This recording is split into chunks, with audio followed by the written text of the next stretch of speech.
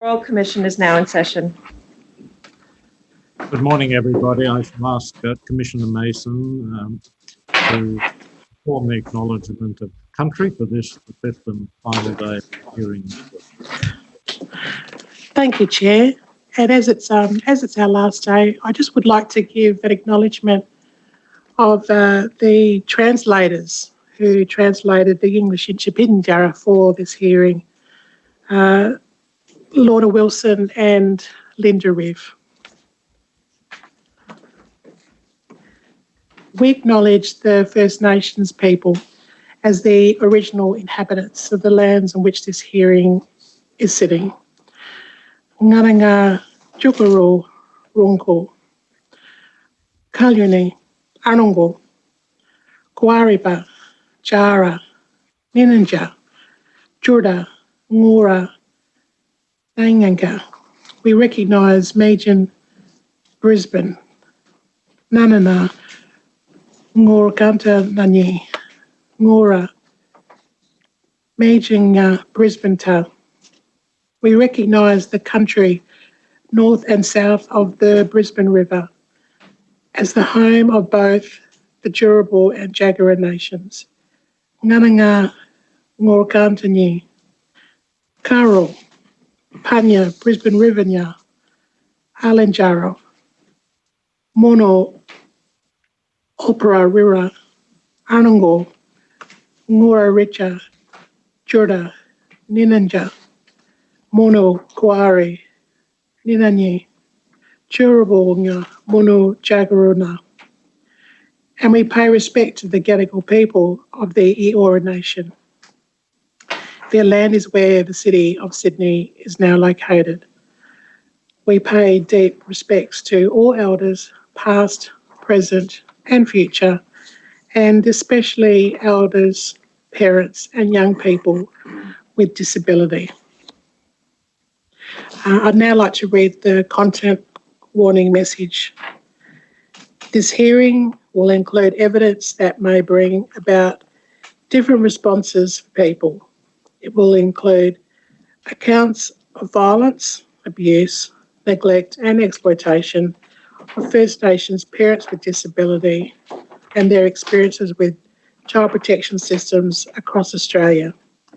First Nations viewers, please note that the evidence will describe removal, and if the evidence raises concerns for you, please contact the National Counselling and Referral Service on 1800 421 468.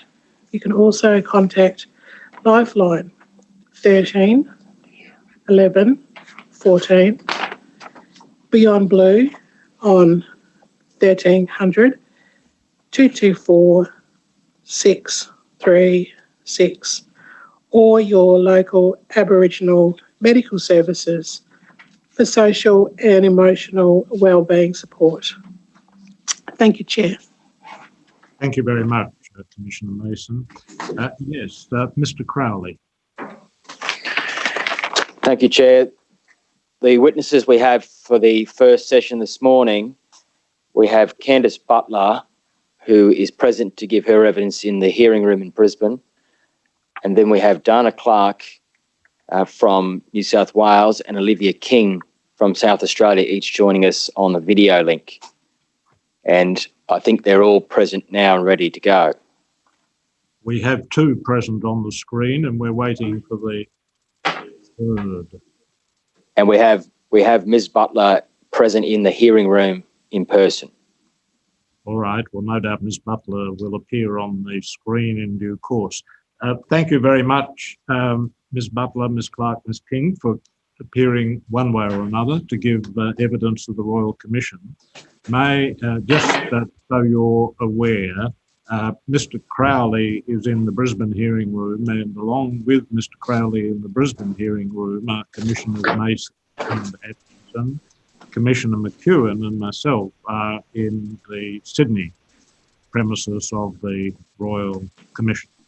I will ask you please to follow the instructions of Commissioner Atkinson's associate, who will administer the affirmation to you. I will read you all the affirmation. At the end, please each say yes or I do. Do you solemnly and sincerely declare and affirm that the evidence which you shall give shall be the truth, the whole truth, and nothing but the truth? Yes. Yes.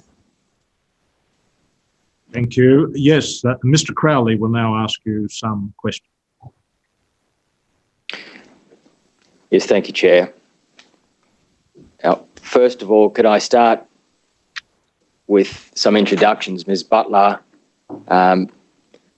if you could please tell us about yourself. You're a First Nations woman here from Queensland. You just tell us about your background and where you're from.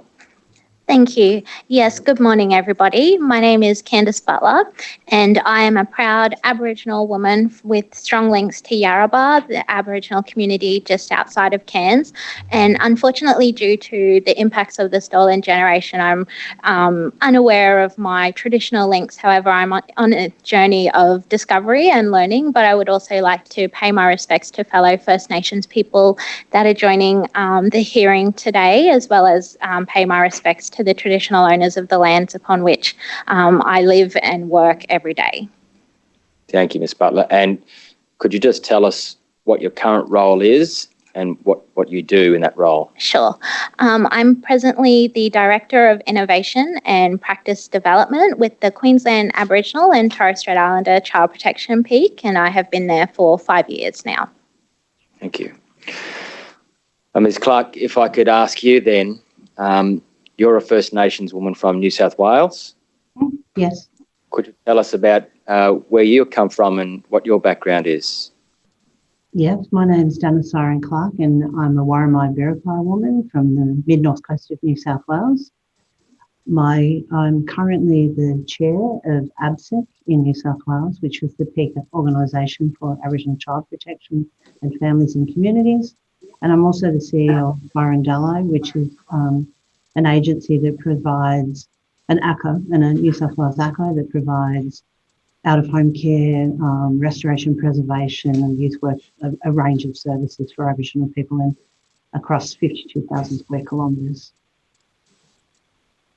Yes, thank you, Ms. Clark. Now, Ms. King, if I could come to you, you're not a First Nations person, but you have for a long time been involved in working with First Nations people and within organisations that provide support services to First Nations people. Could you just tell us a little bit about your background? Yeah, so I am Zooming in today from Ghana country, and I'm representing Aboriginal Family Support Services. We're the peak child protection Aboriginal community controlled organisation here in South Australia. We've been running for 42 years.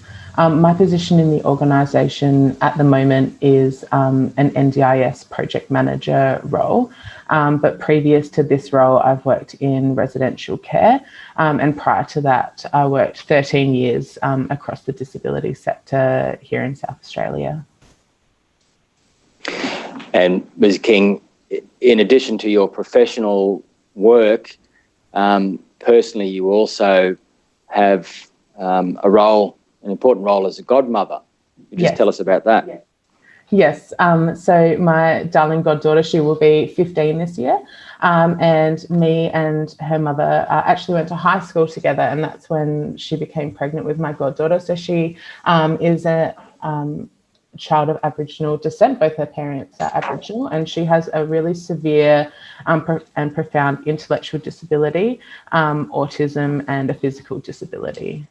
So she requires 24-hour care and really high levels of support. Yes, thank you. And no doubt your insights and experience working with your current role, but also with as a godmother, inform the perceptions you can tell us about today. Yeah, absolutely. All right.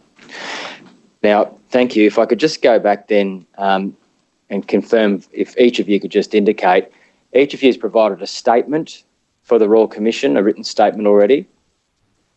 Yes. Yes. Yes. And the contents of the statements, can you confirm for us that they are true and correct to the best of your knowledge and belief? Yes. Yes. Yes. Chair, if I could tender each of the statements, please. The statement of Ms Butler is in tender bundle B, volume 1 at tab 3. I tender that, and if it could be marked as exhibit 8.2.1. You mean 8.20.1? I've got 8.21.1. 21.1, is it? Sorry, I thought you said 2. Yes, thank you. Yes, that can be, Ms Butler's statement can be marked in that way. And the statement of Ms Clark is in the tender bundle B, volume 1 at tab 5. And if that could be marked, please, as exhibit 8.22. Yes, that can be done. And Ms King's statement, tender that, and if that could be marked, it's in the bundle B, volume 1, tab 6. And if that could be exhibit 8.23, please. Yes, that also can be done. Thank you. Now, if I can come back, Ms Butler, to you, and if you could tell us a little bit more about QATSIP and what the work is that the organisation does in that space. Yes.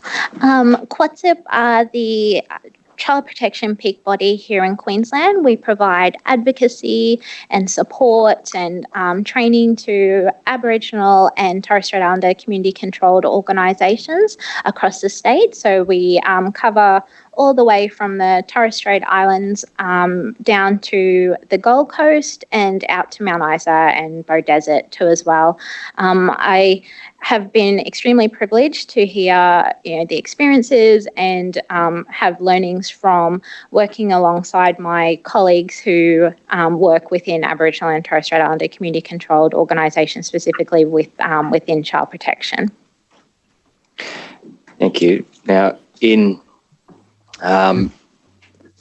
terms of the community controlled organisations, are you able to tell us how many organisations QATSIP is in contact with and represents as a peak body? Yeah, across Queensland, we currently have approximately 35 member organisations who provide family wellbeing services or family participation services or fostering kinship care services, and a majority of those member organisations are Aboriginal medical services too as well. So broad range of wealth and of experience and knowledge within those organisations.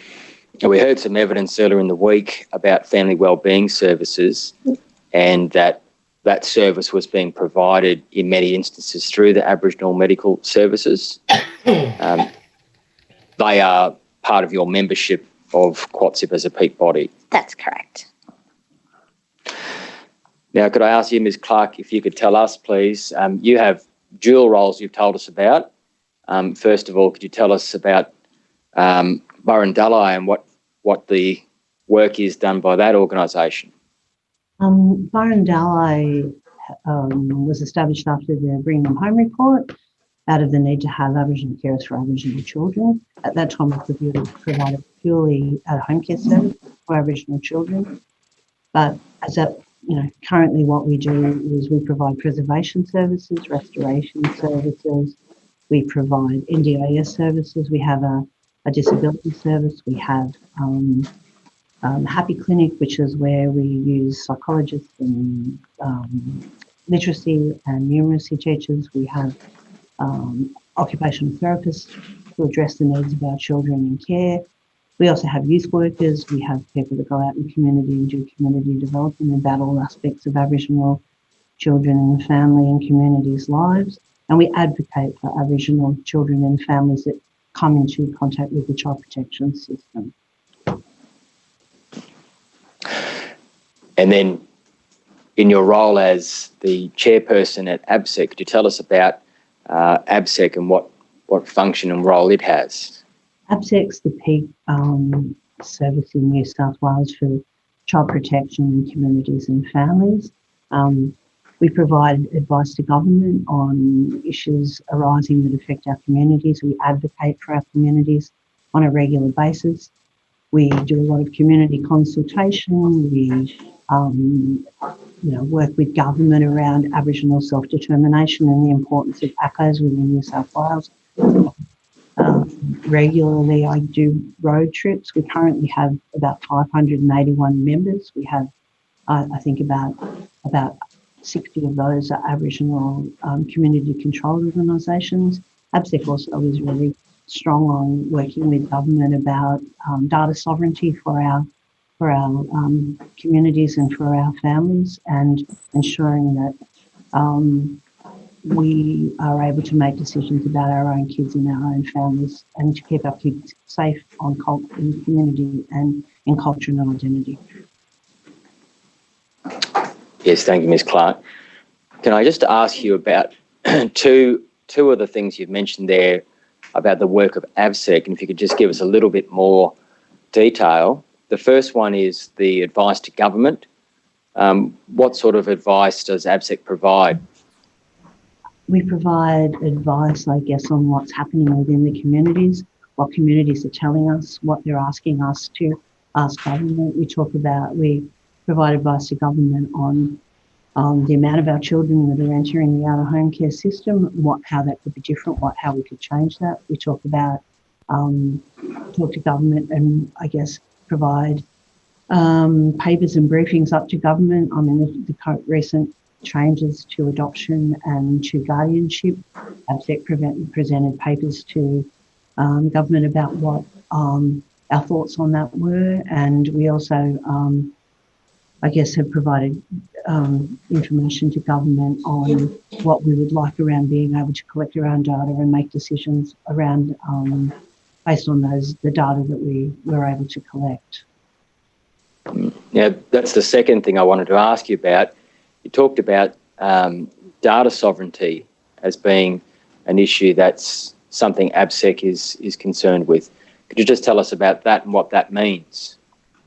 For us in New South Wales, and I would say nationally, the data that is collected about Aboriginal people isn't owned by Aboriginal people, and it isn't. We aren't able to access certain things that can influence our decision making about how things should progress for our families and our kids. And one of the things that we are very strong on is there are programs and there are projects and there are things that are rolled out for children with disabilities and children entering the out-of-home care system that are based on data that we never see, and we don't have any input into being able to provide or to provide advocacy for that or to provide support for those things. It just doesn't happen. So data sovereignty for Aboriginal people is a major issue across Australia, I would say. And insofar as that's been something that's been communicated or discussed with government, has there been advice from ABSEC on data sovereignty? Absolutely. And there's also been one of the things that ABSEC proposed was an Aboriginal Commissioner to ensure that we could have oversight over those kinds of issues around data sovereignty, especially around, I guess, our children and our communities, because at the moment, the decisions that are made are often outside what we see as important, and what we see as being able to, it's also about being able to provide support to ACCOs on self-determination, and about how we can make those decisions at a community level about what our children and families need and how we can best support them in that. And data sovereignty, one of the things that we would like to do is be able to collect, in New South Wales at any given time, we don't know where our children are. We haven't been able to be, we could ask how many children, Aboriginal children, are in the Hunter, and at any given time you'll get 3 or 4 different responses. And the data collection isn't really accurate or reflective of what we should be asking and what should be provided by communities and by different nations across New South Wales. Yes, thank you. Ms. King, if I could come to you now, please, and if you could tell us a little bit more about AFS and what the organisation does, how long it's been doing it for, and what your particular role is there. Yeah, so Aboriginal Family Support Services, or AFS, is probably the easiest way to say it. We have been going for 42 years, and our Chief Executive Officer, Sharon Williams, has been the Chief Executive Officer of AFS for the last 22 years. We service the South Australian Aboriginal community across 25 locations. We have head offices here in metropolitan Adelaide and northern Adelaide. We have offices in Ceduna, Coober Pedy, Port Lincoln, Port Augusta, Mount Gambier, Berry, Murray Bridge, and I feel like I'm forgetting one, so I apologise to that office that I'm forgetting. So we provide services focused around child and family safety. So we provide kinship and foster care services. We provide targeted intervention and reunification services. We provide community and safety wellbeing services, which is in a few different forms. We have a Reconnect Youth program. We have training facilitators who do group and individual training about families, safety, support, circles of security and healing. We do domestic violence support and housing. We have emergency relief. We do residential care, and we do gambling supports as well. And we're also the gazetted organisation for South Australia. So we do cultural consultancy with the department about the placement of Aboriginal children across the state. My role in the organisation involves our road to becoming an NDIS service provider at the moment. So South Australian disability community is not well represented by Aboriginal community controlled organisations. So our board and chief executive think that that's a good space for us to move into. So that's my project at the moment, is getting us ready for that. And I do some senior practitioner role for positive behaviour supports in residential care. And my substantive role is managing residential care in metropolitan Adelaide. Yes, thank you. Ms. Butler, if I can come back to you now, I want to ask you about the current state of the situation with the child protection system and the numbers of children, First Nations children, in care in Queensland, and the reasons for that from QATSIP's point of view.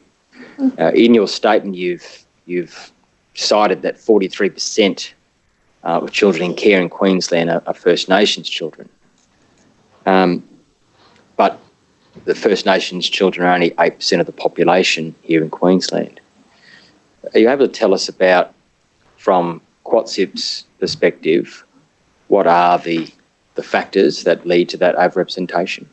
Yeah, sure. I think, part of the reasons for the disproportionate representation of Aboriginal and Torres Strait Islander children in out-of-home care stem from, transgenerational trauma, but also just kind of at times a lack of understanding about, what can constitute as neglect, and also, from my practical experience working within the department in Alice Springs, I think also just the impact of the stolen generation. We're still seeing that those impacts coming through here in Queensland. I think another reason that we are still seeing the overrepresentation is due to, and in QATSIP's perspective,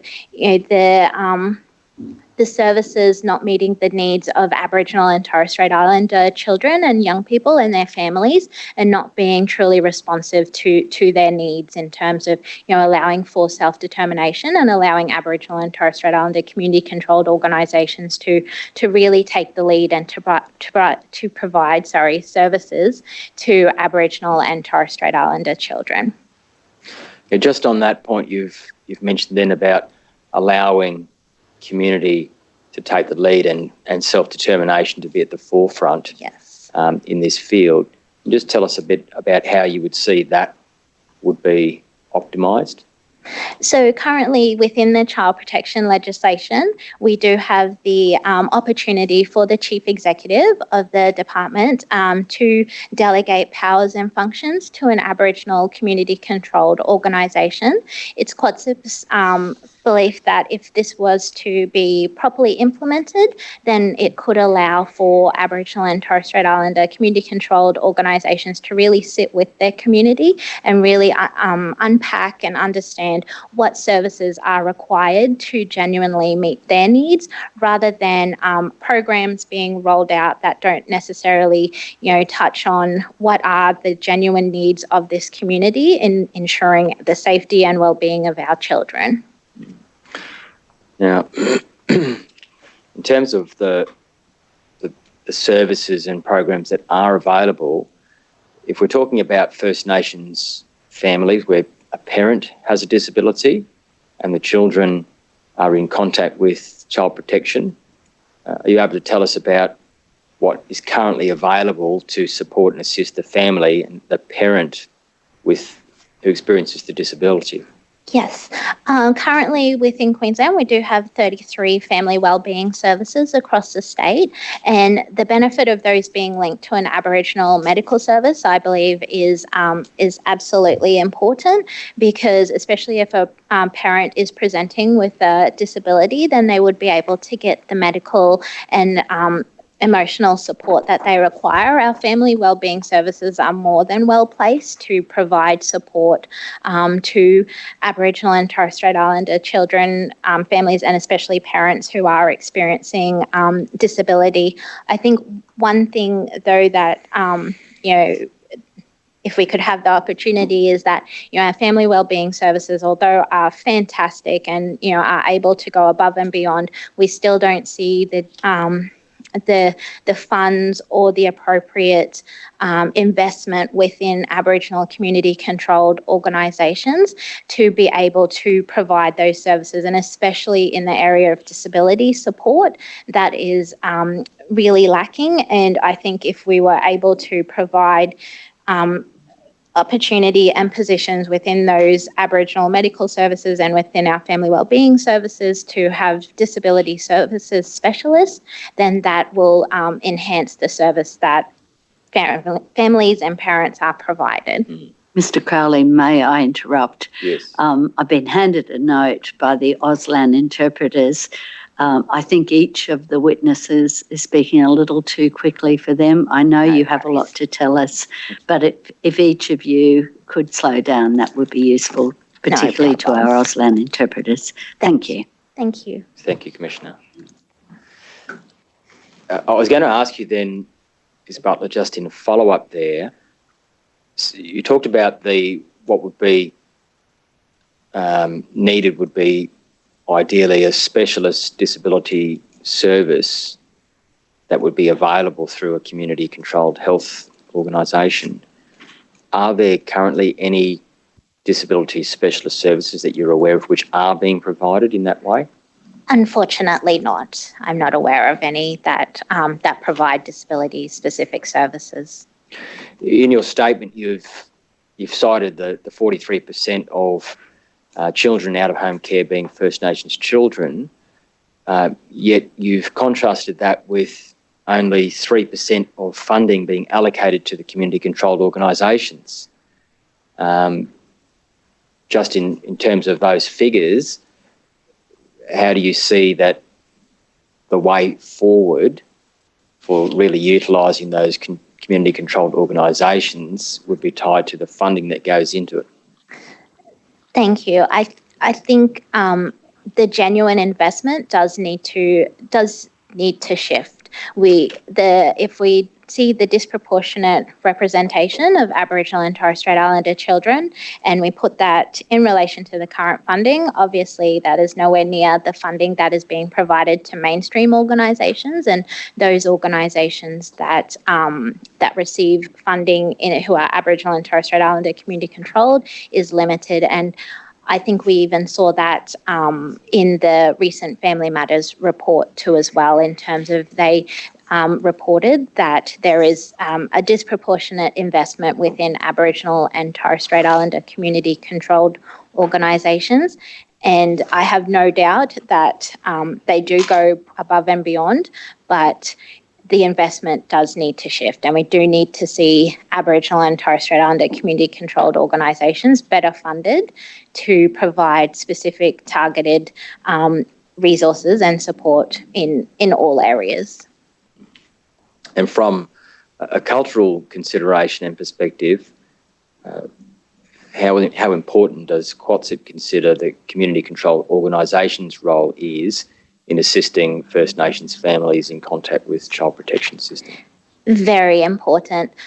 I think you even put yourself in the shoes of people that are accessing services, and it's always more appropriate, it's always a more genuine engagement when you are seeing people who are the same as you. So when you are, and also who understand your story, understand your journey, understand the issues that you are coming across, when you're able to engage as an Aboriginal person or a Torres Strait Islander person with fellow Aboriginal and Torres Strait Islander people, you feel better connected, and you're able to work alongside families and children in a much more productive manner. Yes, thank you. Ms. Clark, can I turn to you now, please, and just pick up something that you've mentioned in your statement, and following from what Ms. Butler's been talking about.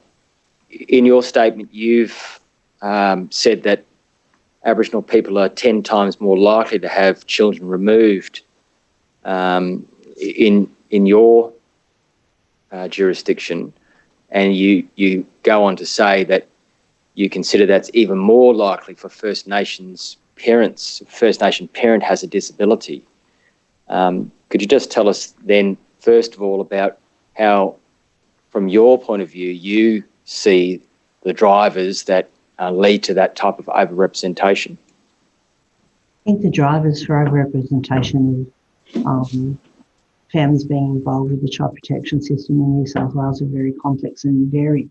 However, I would say that currently in New South Wales, almost 40% of all children in care are Aboriginal children. And if you take the data that we do have available, that 20% of kids, Aboriginal children have disabilities, that's a huge amount of kids and parents that are subject to the child protection system that have disabilities. I think Aboriginal families that become involved with the child protection system where the parent has a disability, doubly disadvantaged, because at times they will not speak about their disability. If they have a cognitive disability, they won't talk about that because they see that therefore may lead to their children being removed because they have that disability. At times, the drivers for children with disability are that the parents at times are fearful to get the support that they need because the support system that's available to Aboriginal children in New South Wales is usually mainstream driven. There are some Aboriginal service providers, but not a lot. And I think all of the things that affect, Aboriginal people being so well known to the child protection system have been kind of disbanded. Like Aboriginal people were systematically removed purely for being Aboriginal, and the outpouring of that is almost like a cancer that's growing within our communities, where people are coming out of, whether they were institutionalised, whether they were put into foster care, they're coming out of those things and wanting to be parents. So the first thing they do is become a parent, but they don't have any parenting skills. So they therefore become known to the child protection system immediately. However, what happens is at times they're left there without any support or intervention, and so therefore the children are removed.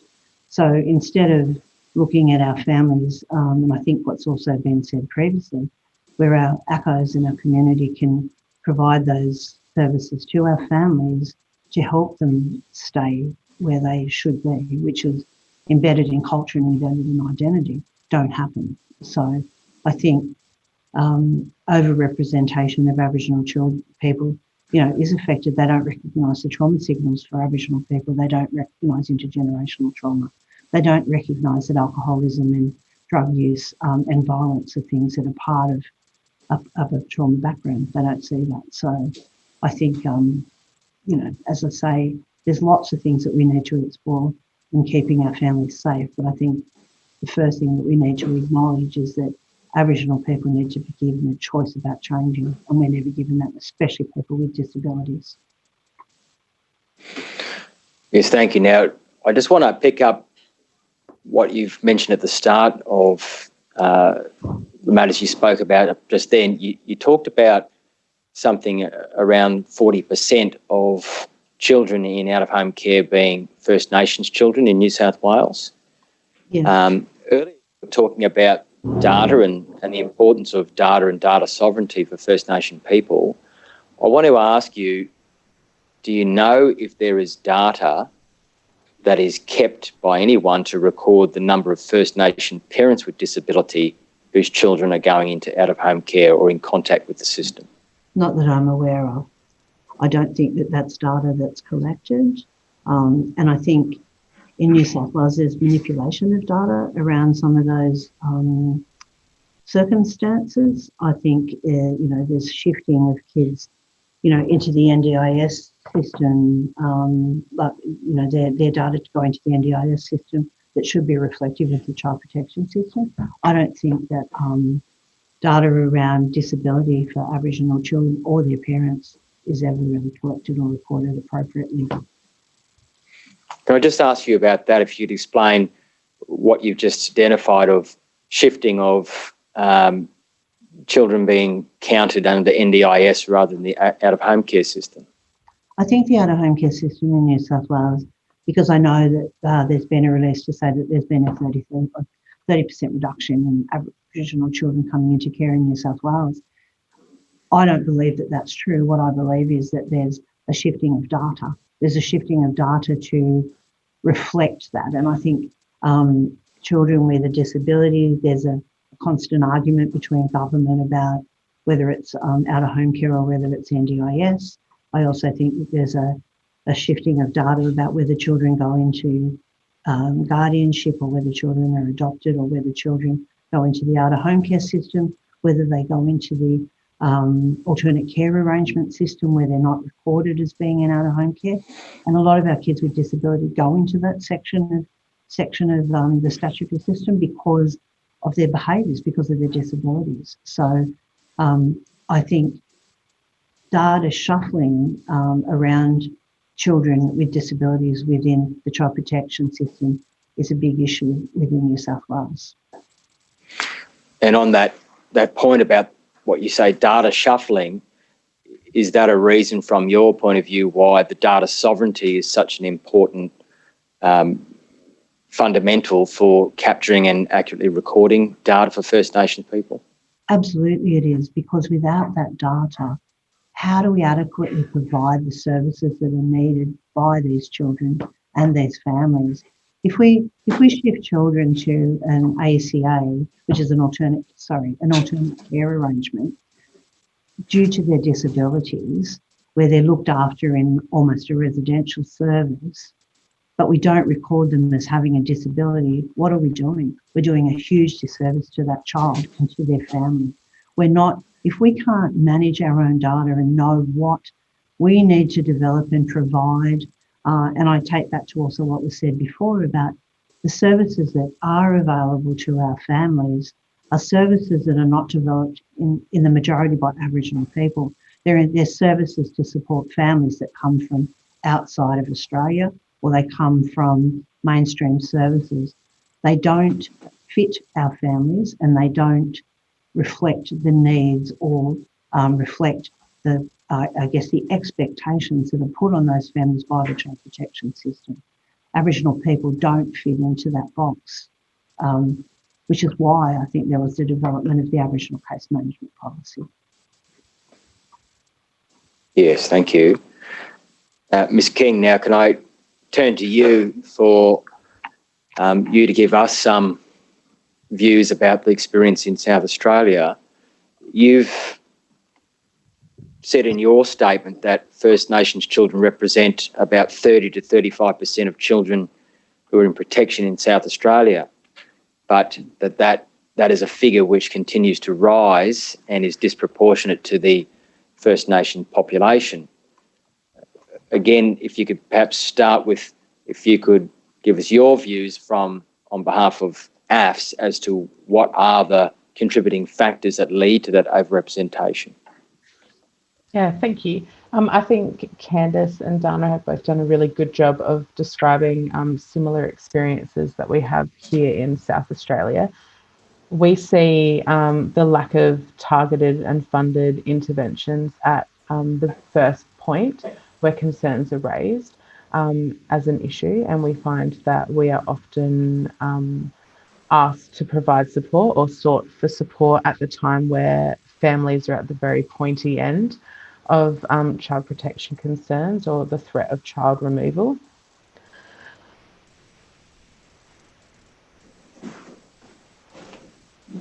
Can I just ask you about that then, Ms. King, with the difference as to the point in time when support services might be provided?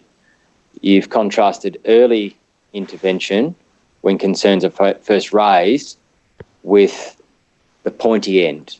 Mm-hmm. And I take it the pointy end you're talking about when the department is involved and is taking action which might be seeking an order or removal on a long-term basis.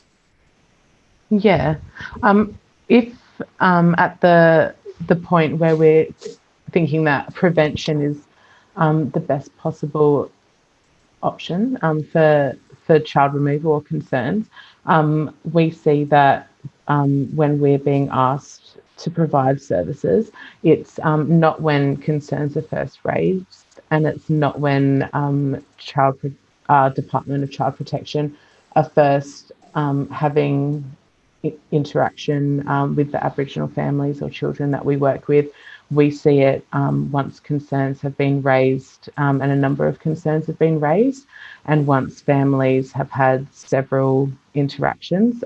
We see in instances where families are self-referring to our organisation rather than being referred by the department to our organisation for targeted intervention, reunification or other supports. Just on that point about referral, is there some procedure or process by which the department does have a role that it is to play in the referral to organisations like AFS at the early first sort of notification and concern stage? Not that I'm aware of. How does the department then refer families to AFS when they are already taking some type of action or involved with the family? In some cases, it would depend specifically on the social worker or the senior practitioner involved with that family, and whether they are personally aware of our services and the intervention or supports we can provide. And at other times, it's through our cultural consultancy. Once a child has already been removed, that we become aware that there's a concern. Yeah, cultural consultancy. Could you just explain that for us, what that means and who's involved in that? Yeah, so as the gazetted organisation, and there was a significant change in legislation around that in the last 3 years. So prior to the legislation change in 2017, as the gazetted organisation, AFS would have an interaction prior to a child's removal, and we would also have the opportunity to make comment on where we think best a child to be placed. And that was through our cultural consultancy program, and they were provided a large amount of information from the department on the situation around why there are concerns about that child's safety. Since the change of the legislation, now the cultural consultants are informed either when a removal is definitely going to be taking place or when it's already happened. They're provided a short summary of information, and they are often asked their opinion on a child placement once that child's already been placed, or asked to comment on a child placement with very small amounts of information, but the decision to remove that child has already been made. And from your perspective in practice, can you tell us about how and what effect the implementation of the consultant position and process has for First Nations families? With the Aboriginal, the AFS gazetted team and their cultural consultation, if they're not the people consulted, to our awareness, the only First Nations people consulted are people that work for the Department of Child Protection, which could be considered concerning. And the people working for the Department of Child Protection are also only privy to information that they're provided by the Department of Child Protection. So when we were able as an organisation to go through information and have our own connections in community and relationships with other organisations, we were able to make an informed decision and seek further information when we were able to, as we needed to, whereas now the information that we receive and the option for the capacity that we do or don't have to comment is significantly reduced. So without the cultural consultants being involved and having a true say, where the concern is that the only say is had by Aboriginal, principal Aboriginal consultants who work for the Department of Child Protection, and there are 12 of those in South Australia to our awareness. And your concern about the principal Aboriginal consultant performing that role, one thing you've said is they are limited in terms of the information coming solely from the department, as opposed to AFS who can make their own inquiries and connections through the community. Yes, and we find ourselves in situations where if and when we do have a discussion with a principal Aboriginal consultant working with DCP, they are sometimes in the position where they haven't met the child or don't have a really good first-hand experience of that child. And when we're providing information or having dialogue around our concerns or why we believe there's not a concern, the information that we have isn't information that they were provided by DCP. So the social worker or the senior practitioner at the Department of Child Protection are the people who provide the information to the principal Aboriginal consultants that allow them to make their decisions. And in terms of their role of providing that that cultural perspective, does the principal, could you just explain for us what weight or what effect does the advice from the principal Aboriginal consultant play in the decisions that might be made for the child and the family? A lot of the time, the paperwork that we receive or see will simply say that the principal Aboriginal consultant has been consulted, and it won't give us much further information about that. I have attended one meeting at the Department of Child Protection in my 2 years at AFS where there's been an Aboriginal principal consultant present. Yes, thank you. Now, could I come back to you, Ms. Butler, and I want to ask you about one of the matters which has been raised in your statement, but also we've spoken about in passing this morning. I want to ask you about the Aboriginal and Torres Strait Islander child placement principle. And how it exists in Queensland, both in its legislative form but also in practice. You've spoken about in your statement about the principle and identified the 5 key core elements. That is part of the current legislative framework in Queensland. Correct.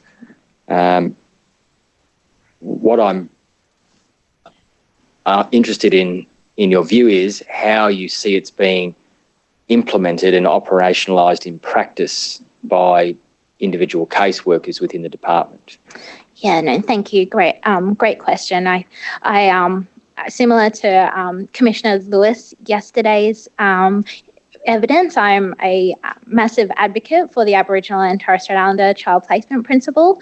I think it should truly guide everybody who works within child protection, whether you are a frontline practitioner or sit with the Director General. Your position and your role should really be guided by all 5 elements of the child placement principle. My view of the actual implementation to date of the Aboriginal and Torres Strait Islander child placement principle varies. I think we see some child safety service centres being very proactive in ensuring their staff are adhering to all 5 elements, but I couldn't genuinely say that it is being embedded throughout the entire spectrum of child protection, especially those full 5 elements. I think there is still a reliance on the placement principle of the Aboriginal and Torres Strait Islander child placement principle, and I think people, once they see that one, then it's like, oh yeah, great, tick, children have been placed with family. But we've got 4 other elements in terms of prevention, in terms of partnership, in terms of participation, and in terms of connection. You know, we're not seeing the full gamut of those 5 elements being truly implemented in practice. Now, with the 5 elements, each of them is really to be given an equal weighting, and they should all synthesise together for all decisions that are being made.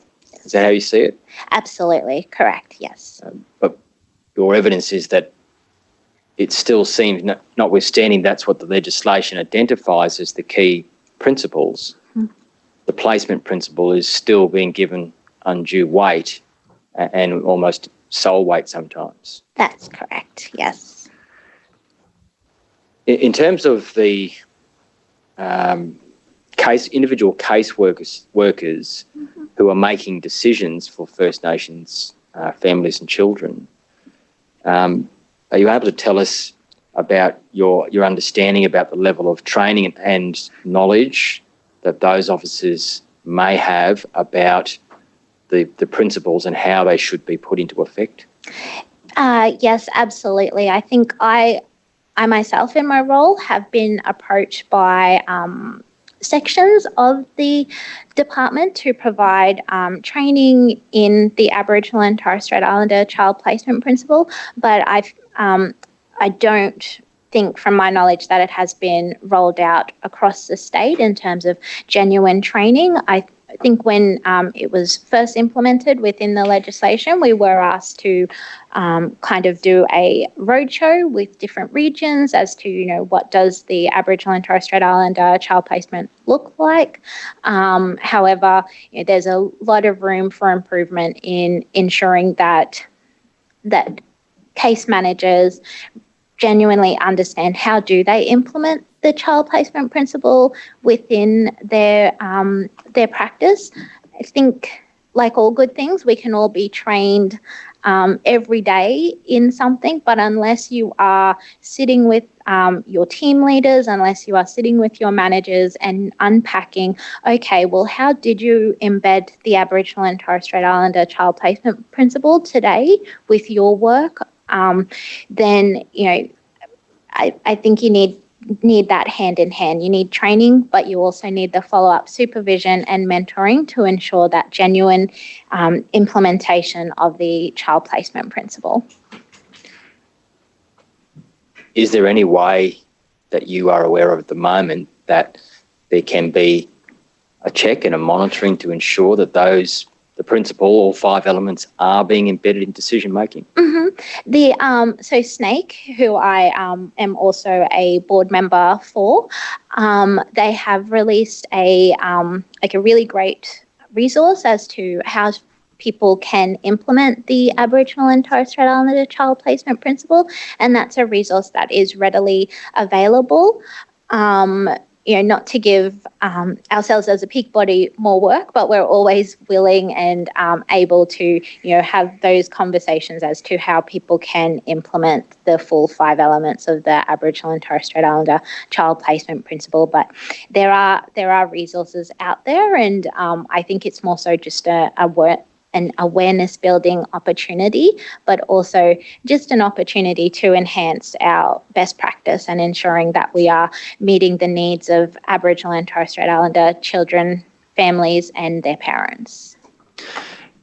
Just focusing on the parent aspect then, for a First Nation family where the First Nation parent has a disability, I take it your view is that the principle and all its elements still has equal application to assisting the parent to be part of the decision making. Absolutely. I think the child placement principle has even more opportunity to really enhance the service and the support provided to our First Nations parents with disabilities, to allow them to choose who they would like to be involved in the decision-making process, but also just to hear their voice and for them to have a voice, and that it's okay for them to have a voice. Just on those last parts of your answer then, if we were to take the element of participation, that might be a way of giving effect to that core element of the principle for a parent with disability, to assist them to participate in the decision making. Absolutely, and I think drawing on the concept of family-led decision making too as well, in correlation with that participation element, is really fundamental. And then if we can just tease it out a bit more, to enable a parent with a disability to be able to participate fully in that decision making, how would you see that could be done through the provision of services?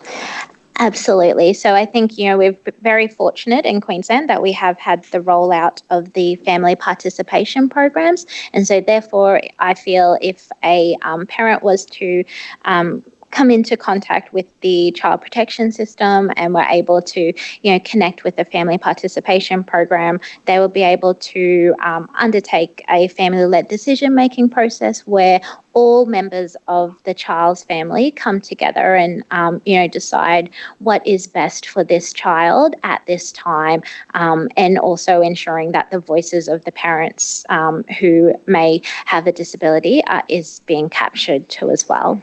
I might just ask you about those 2 things you've spoken about, the family participation program. Just tell us about that. What's that program and initiative? Sure. The family participation program was rolled out last year, and their primary function is to ensure that parents and children who come into contact with the child protection system have an opportunity to have voice and choice in any aspect along the child protection continuum. We focus so they can be referred to a family participation program at the early intervention stage, at when they are looking at going on to orders, or even when they are currently on orders and they are, any significant decision is being made. So the family participation program, their role is to ensure a family-led decision-making process occurs with the children and the families, to ensure that they've had voice and choice and self-determination in the child protection system. And who provides that program?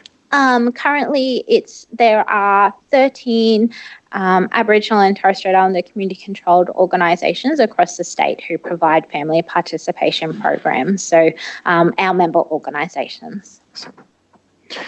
Yes, thank you. Now, Mr. Crowley, before you move on, may I ask Ms. Butler, the family participation program, are you aware of or what support for First Nations parents with disabilities? Are you aware of any specific support, or what's your knowledge and understanding of how First Nations people or parents with disability can be supported as part of that program?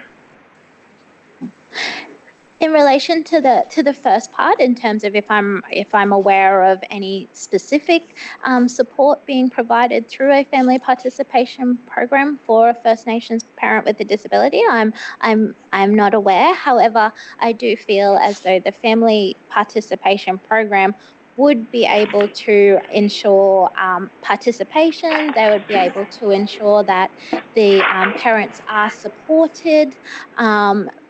And I think with further investment within that family participation program and the opportunity for specialist roles within that family participation program, then we can truly see the support to be provided to First Nations parents with disabilities. Okay, so perhaps when a parent might come first into contact with that program, the parent with a disability, is there some sort of assessment or some sort of conversation about what support might be needed? I can't answer that right off the top of my head, but my initial thoughts would be yes, that they would sit with the family participation program, would sit with the family and identify any support needs that are required to ensure that the family have. The parents are being supported to participate fully in the family-led decision-making process. Thank you, Mr. Crowley. yes, thank you, Commissioner. Now, Ms. Clark, could I come to you now and perhaps just pick up this same topic with you, and if you could tell us, please, from the New South Wales perspective, how the Aboriginal and Torres Strait Islander child placement principle is being implemented in practice from your perspective?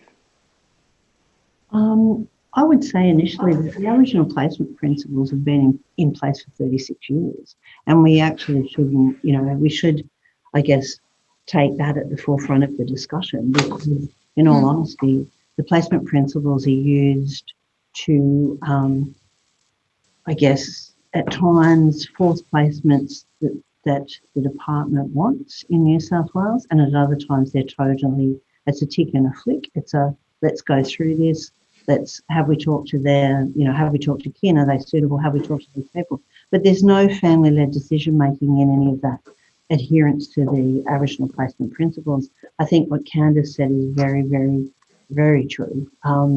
We need to have the family-led decision-making and the community decision-making process involved in the Aboriginal placement principles.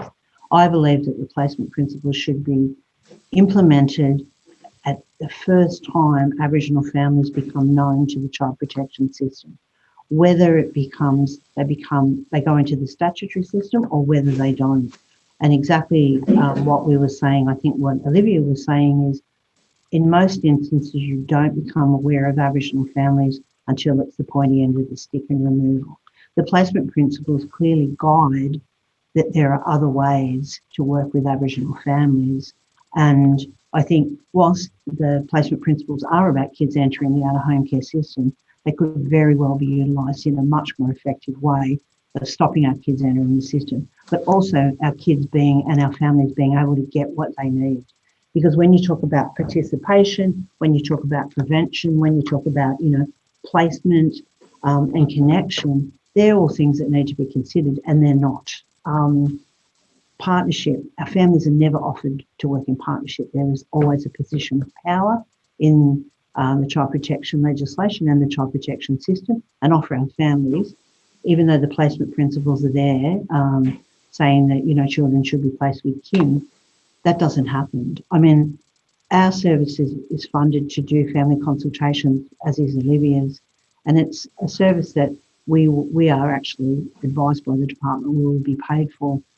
If we don't agree to do the family consultation about a certain family that's known to the department, they will proceed without us giving a consultation, because they have to obtain documentation to pay us. If we don't participate, the child goes into the child protection system without Aboriginal consultation. And we always do, without payment. We do that on a regular basis, because the placement principles are kind of pushed to the side around the need to get a child into a placement, if that makes sense.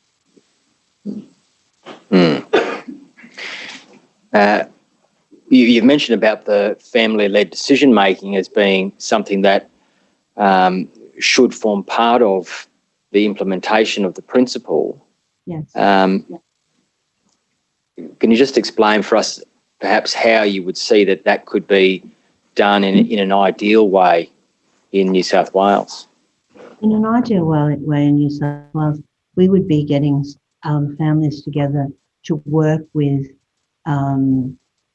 people involved in the child protection system, especially people with disabilities.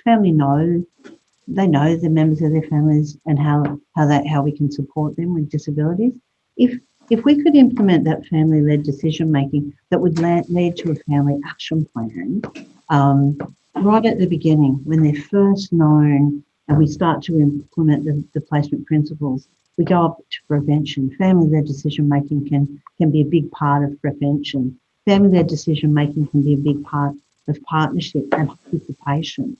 Participation should be by all of the people within that person's family and community that are available to do it. We know at times that's not always practical, but in an ideal world, to me, family-led decision-making should be at the beginning rather than at the pointy end, when it's time when they see there's time for children to be removed, or whether there's so many reports on children that it's far too hard for families to actually work with the department to have their children returned to them. Yes, thank you, Ms. Clark. Ms. King, could I ask you now, please, the position in South Australia?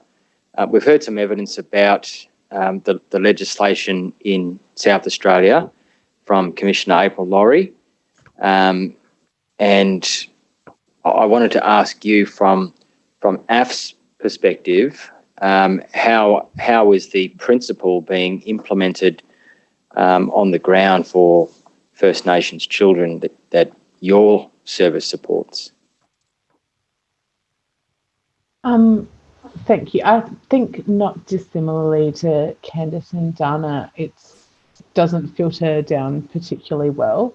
And I think Sharon, my chief executive, uses a really great analogy of turning the Titanic when she talks about the implementation of the principles, excuse me, and how that's working, because we do think that people at the top and the big decision makers across the department may well have very good intention with the principle, but that the way it filters down, it ends up being at the hands of individual social workers and senior practitioners in the organisation to make sure that it is completely implemented.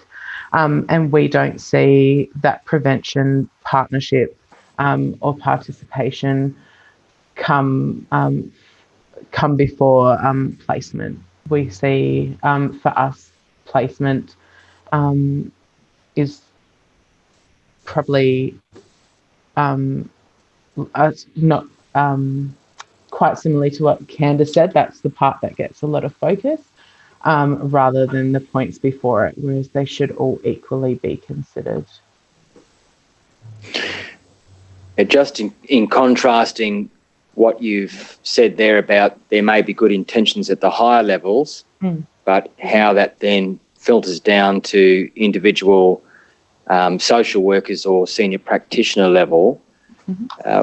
One thing that you've referred to in your statement is the possibility of better training of staff about the principle in practice. Is that something that you would consider would be something that might improve the implementation in practice of the principle?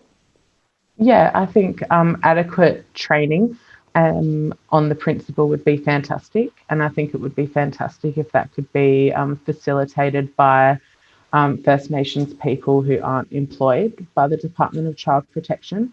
And I think that appropriate reflection should be used. So not only the initial training to make sure that people understand the principles, but also that as they're going about their day-to-day business, that there's a formal space for reflection and reporting against how the principles were used and how they worked. And just on that, when Ms. Butler was talking a moment ago about, for example, Snake providing publication which gives practical examples about how the key elements might be implemented, is that sort of resource something that, from your view, might assist in that thoughtful reflection about making sure that the principle is being put into effect in actual practice? Absolutely. I think Snake do a wonderful job with the representation that they do of Aboriginal and Torres Strait Islander children. I think that their tool would be fantastic to be used. Yes, thank you. Now, could I come back in the hearing room to you, Ms. Butler? I want to ask you in particular now some aspects about the decision-making as you understand and see it within the department for families with a parent, First Nations families with a parent with disability. You've referred in your statement to effectively the department doesn't understand disability and its impact on parenting capacity. Just explain about that, what you mean by that. I think from my past experience in being a practitioner, I think there is an opportunity for people's understanding and knowledge of disability and how that may impact on a First Nations parent with a disability to definitely be expanded and explored further. There's a couple of things that you identify in your written statement. One is that there's limited training for workers about disability, and also, following from that, an inadequate understanding by staff about disability. I think there is an opportunity for further training in the impact of disability on any parent's capability and capacity to parent. I think there is also an opportunity for further exploration of referrals out to specialists who are able to provide support, diagnosis, whatever that may be for parents who may be presenting with a disability. Now, the point that you've mentioned there about the issue of capacity, as I understand your evidence, you're making the distinction. It's not just simply knowing about or identifying the disability. The real effect should be what is the effect that they may have on parenting capacity. And do you see that is something which the department is aware of and the officers are able to put into their decision making? From my knowledge and understanding, I think that there is an opportunity for further exploration on what exactly does this disability impact on a parent's capacity to properly care for their child.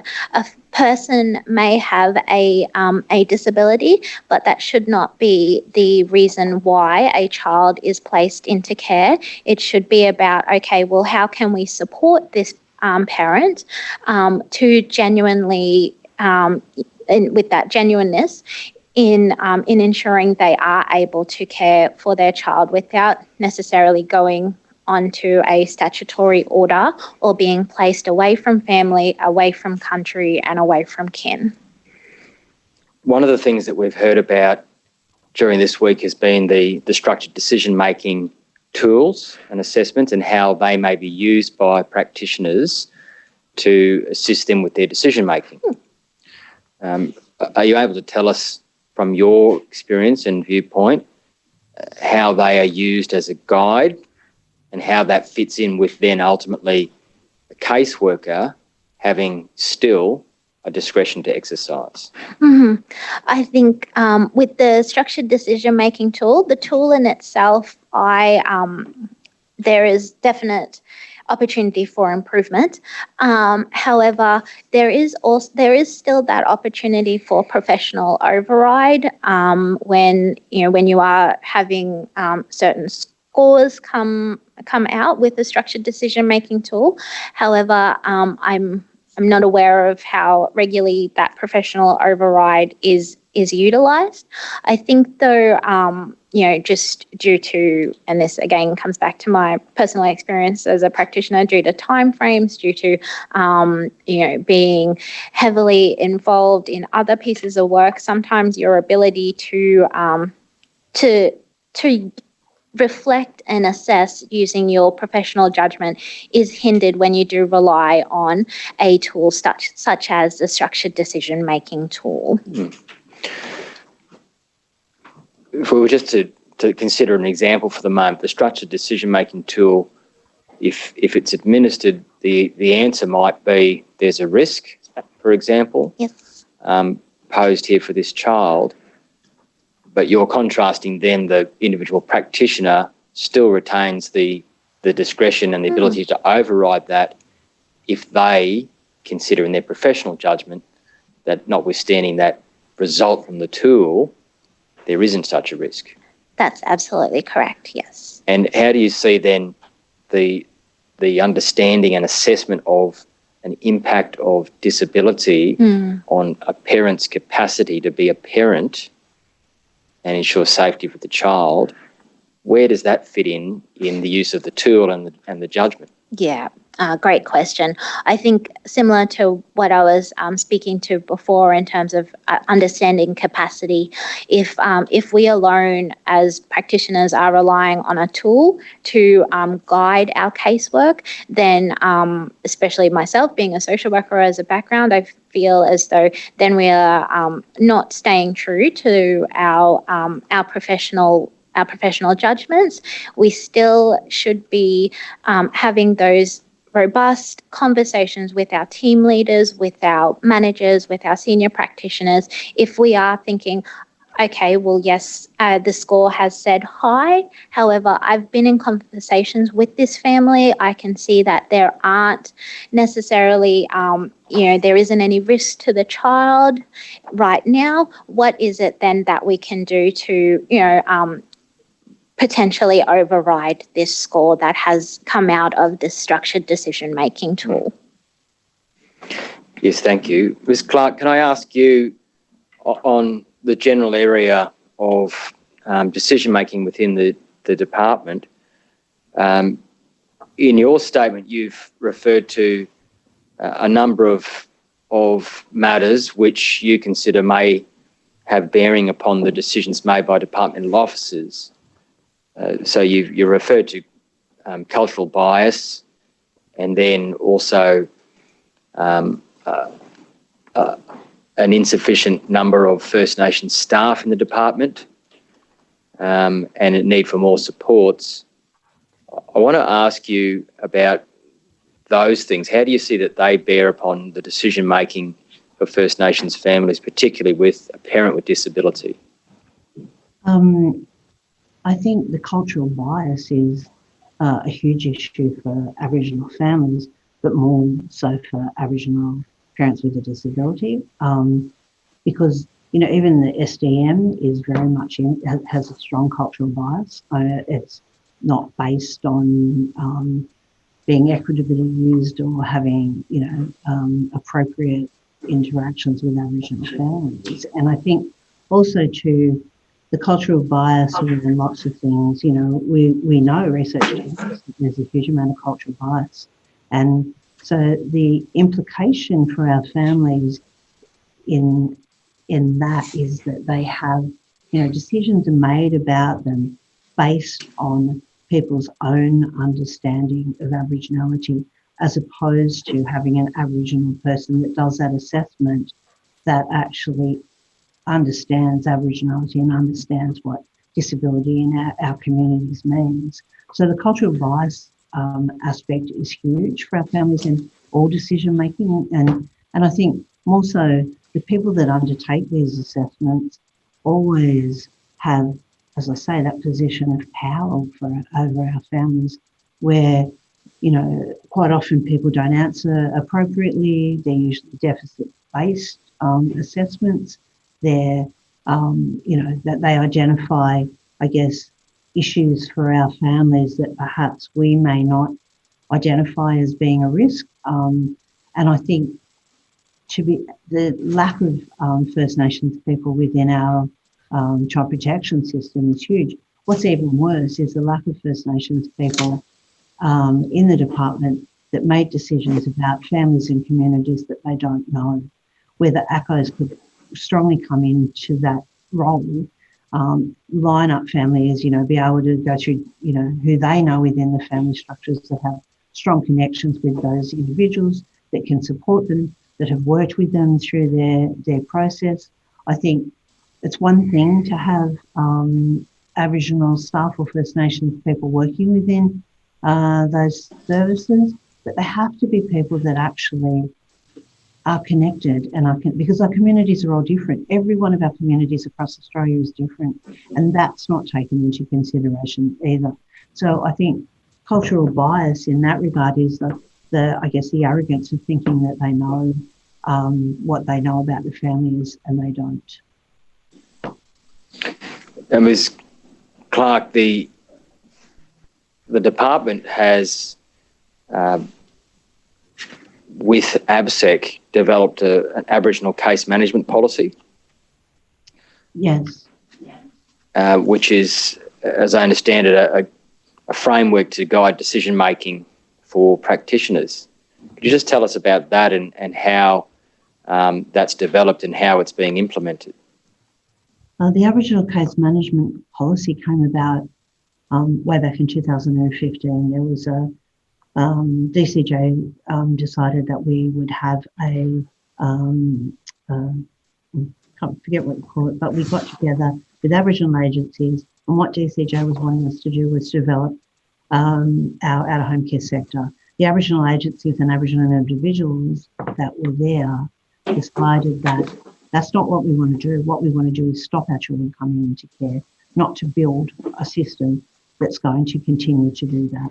So the Aboriginal, the reflection out of that was that there needs, given there's 40% of children in care in New South Wales are Aboriginal children, why don't we have a policy that reflects that?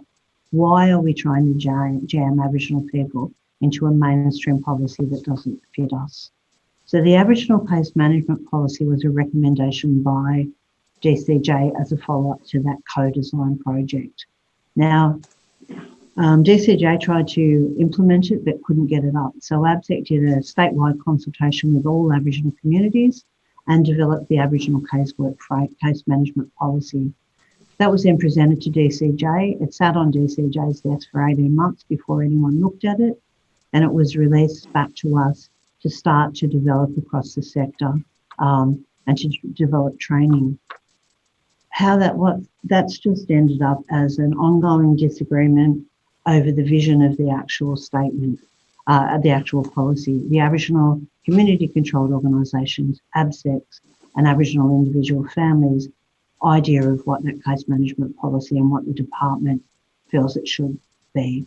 There's been ongoing, back and forth over semantics about things like facilitated or facilitating.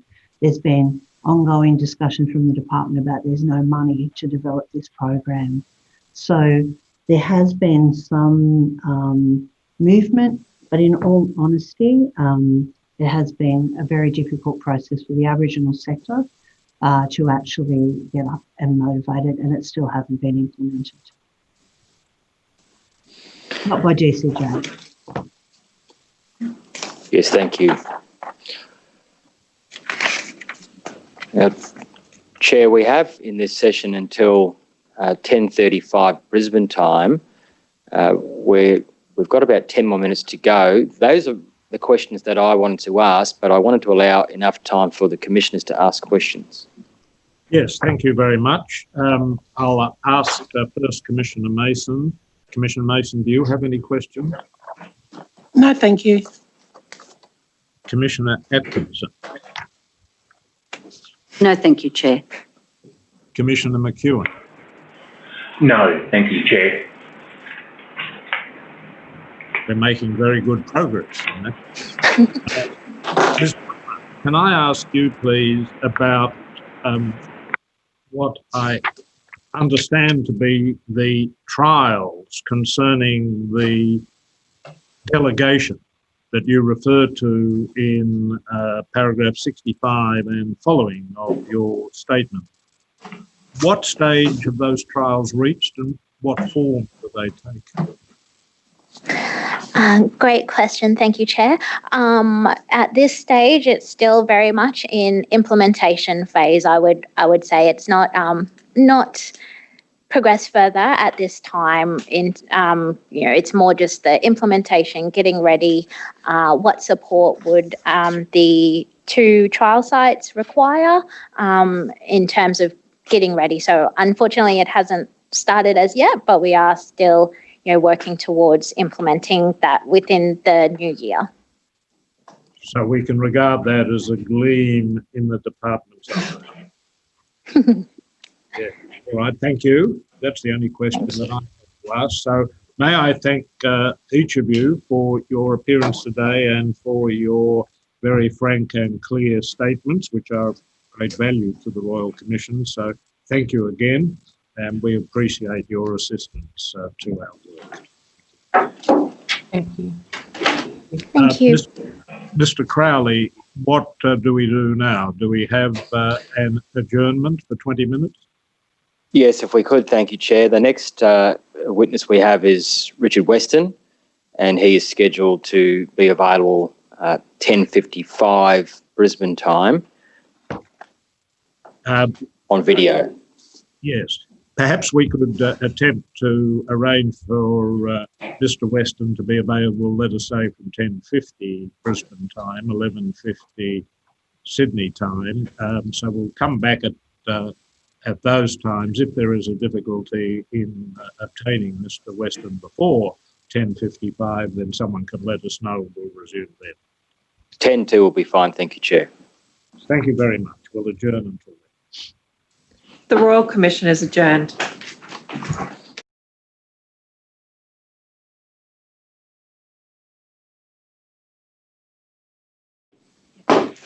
The Royal Commission is resumed. Yes, Mr. Crown. Chair, we next have Sir Richard Weston, who is joining us on video link. And I think he's available, but just as we're connecting, I just wanted to read something out in respect of Mr. Weston.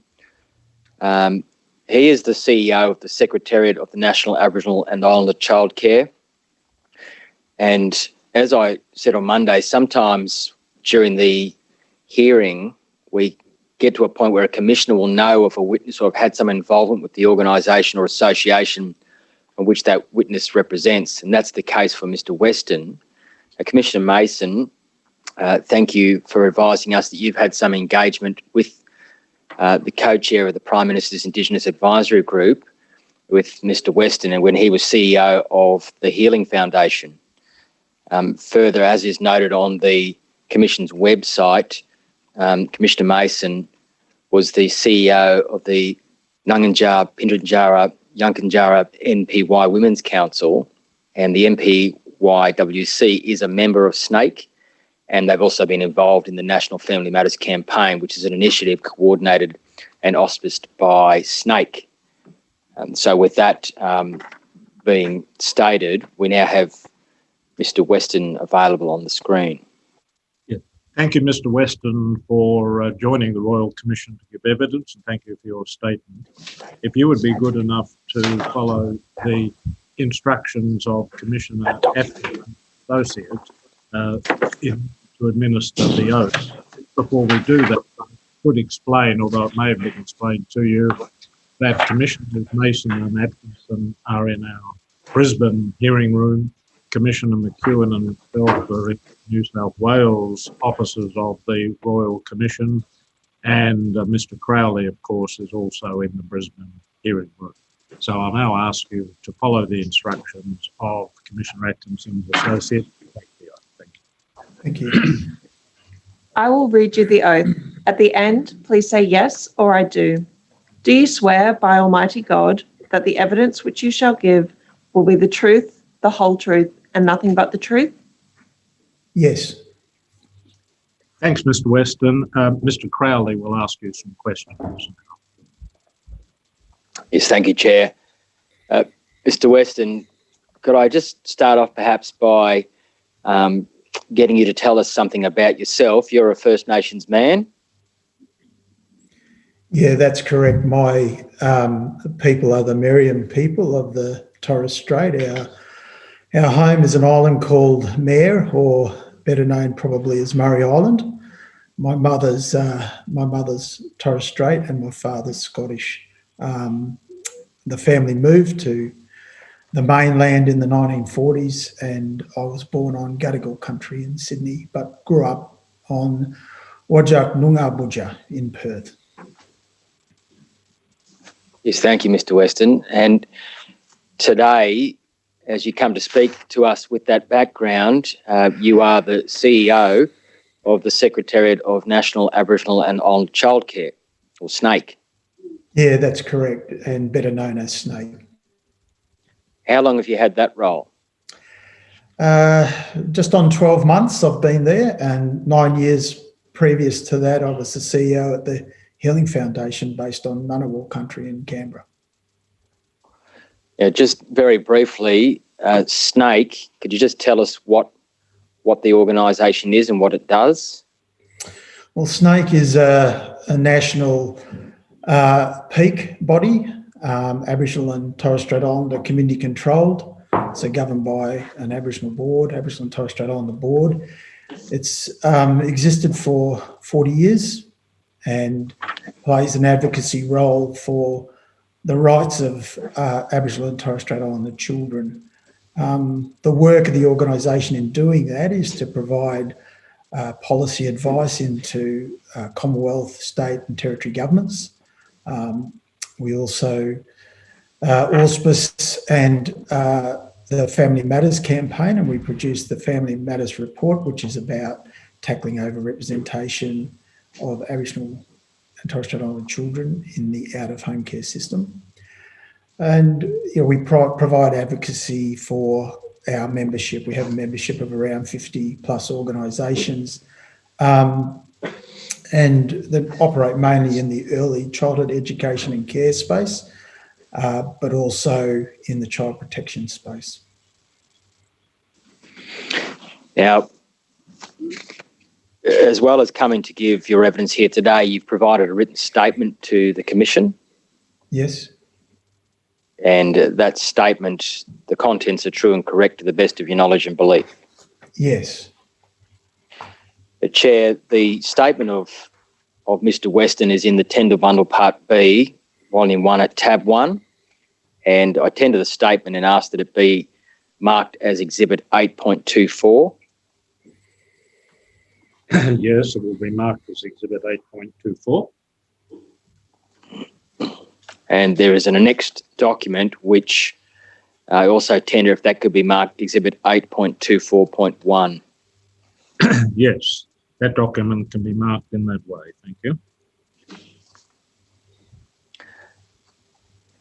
Now, Mr. Weston, I just want to come back then to ask you about some of the things you just mentioned that SNAIC has been involved in and SNAIC advocates for. In relation to the advocacy work for Aboriginal and Torres Strait Islander children, could you just tell us what does SNAIC see as its role and its vision? Well, SNAIC's vision is that our children grow up happy, safe, that they thrive, that their rights are protected, and that they just generally enjoy hopeful and optimistic futures, that they are empowered to determine their own futures, that they are connected to their culture and proud of their identity. So the work of SNAKE, focuses on the rights of children, human rights, issues like self-determination, but that connection to culture and cultural identity is paramount in the rights and the well-being of our children. And I think that comes from our work through the 80s and 90s in supporting the advocacy around stolen generations that led to the Bring Them Home report. Now, as for the involvement in the Family Matters campaign, could you tell us what has been SNAKE's role in that? Look, our primary role is to support the campaign. The campaign doesn't receive any government funding at all. SNAKE provides the expertise and the resource to produce the annual Family Matters report, which was this year's report was released last week. We work in partnership with the University of Melbourne to help analyse the data.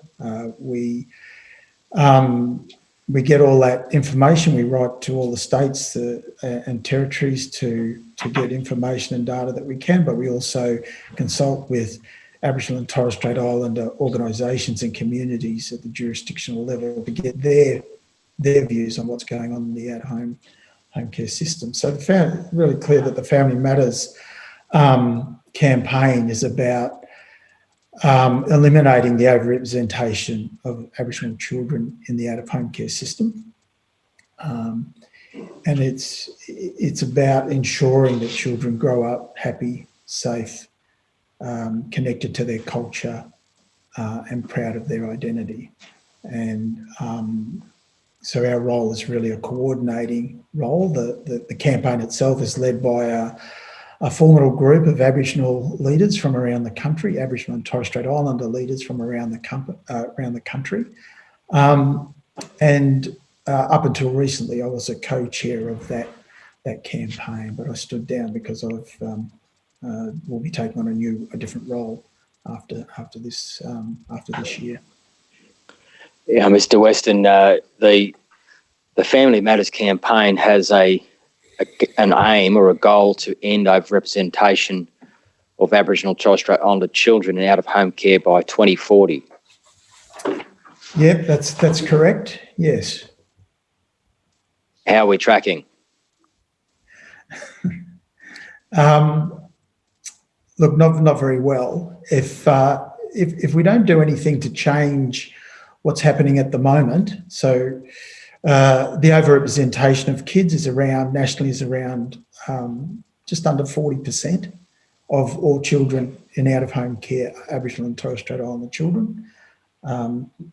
Our proportion of the child population in Australia is around 6%.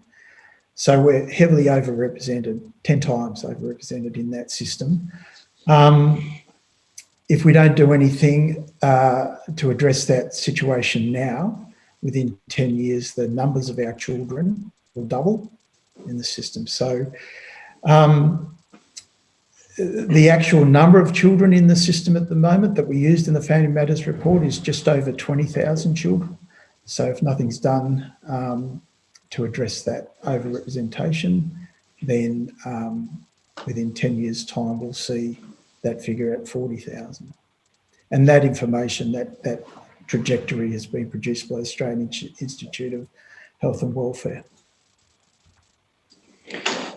Now, one of the things you've spoken about in your statement is SNAKE negotiating with the federal government to establish the new national agreement on closing the gap, which was entered into earlier this year. Could you just tell us about that, please?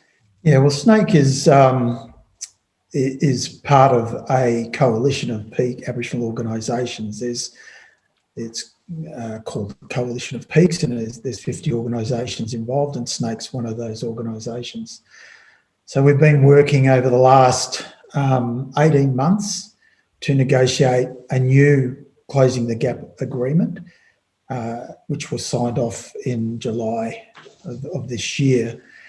The previous agreement ran from 2008 until 2018, so roughly 10 years of concerted effort to close the life expectancy gap, and built around a number of targets, 7 targets.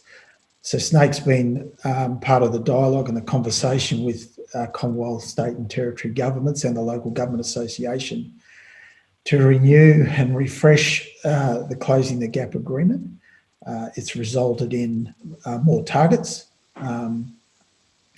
And one of those targets is to reduce the numbers or the representation of Aboriginal and Torres Strait Islander children in the out-of-home care system by 45% by 2031, which fits, it fits quite nicely with the objective of the Family Matters campaign to eliminate overrepresentation by 2040. But targets and as we saw with the first 10 years of the Closing Gap agreement, just simply setting targets isn't enough to have an impact. I want to ask you some more about SNAKE's network and the role that SNAKE performs for the Aboriginal Torres Strait Islander community controlled organisations, the function and the way in which SNAKE as a peak body can provide guidance and an overarching framework for those organisations. Could you just describe that for us and how it works?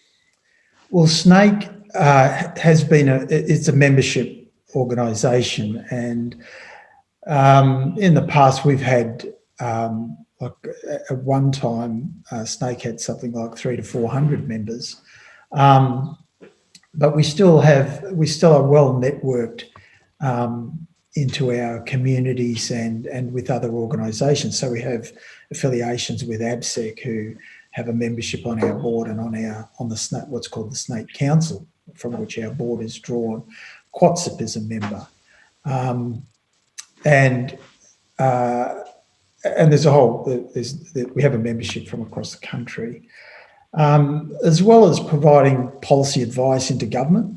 SNAKE also has produced resources and delivered training to Aboriginal and Torres Strait Islander organisations, and also mainstream organisations, to support them to work better with our people, and to support the development and capability of our own community-controlled organisations.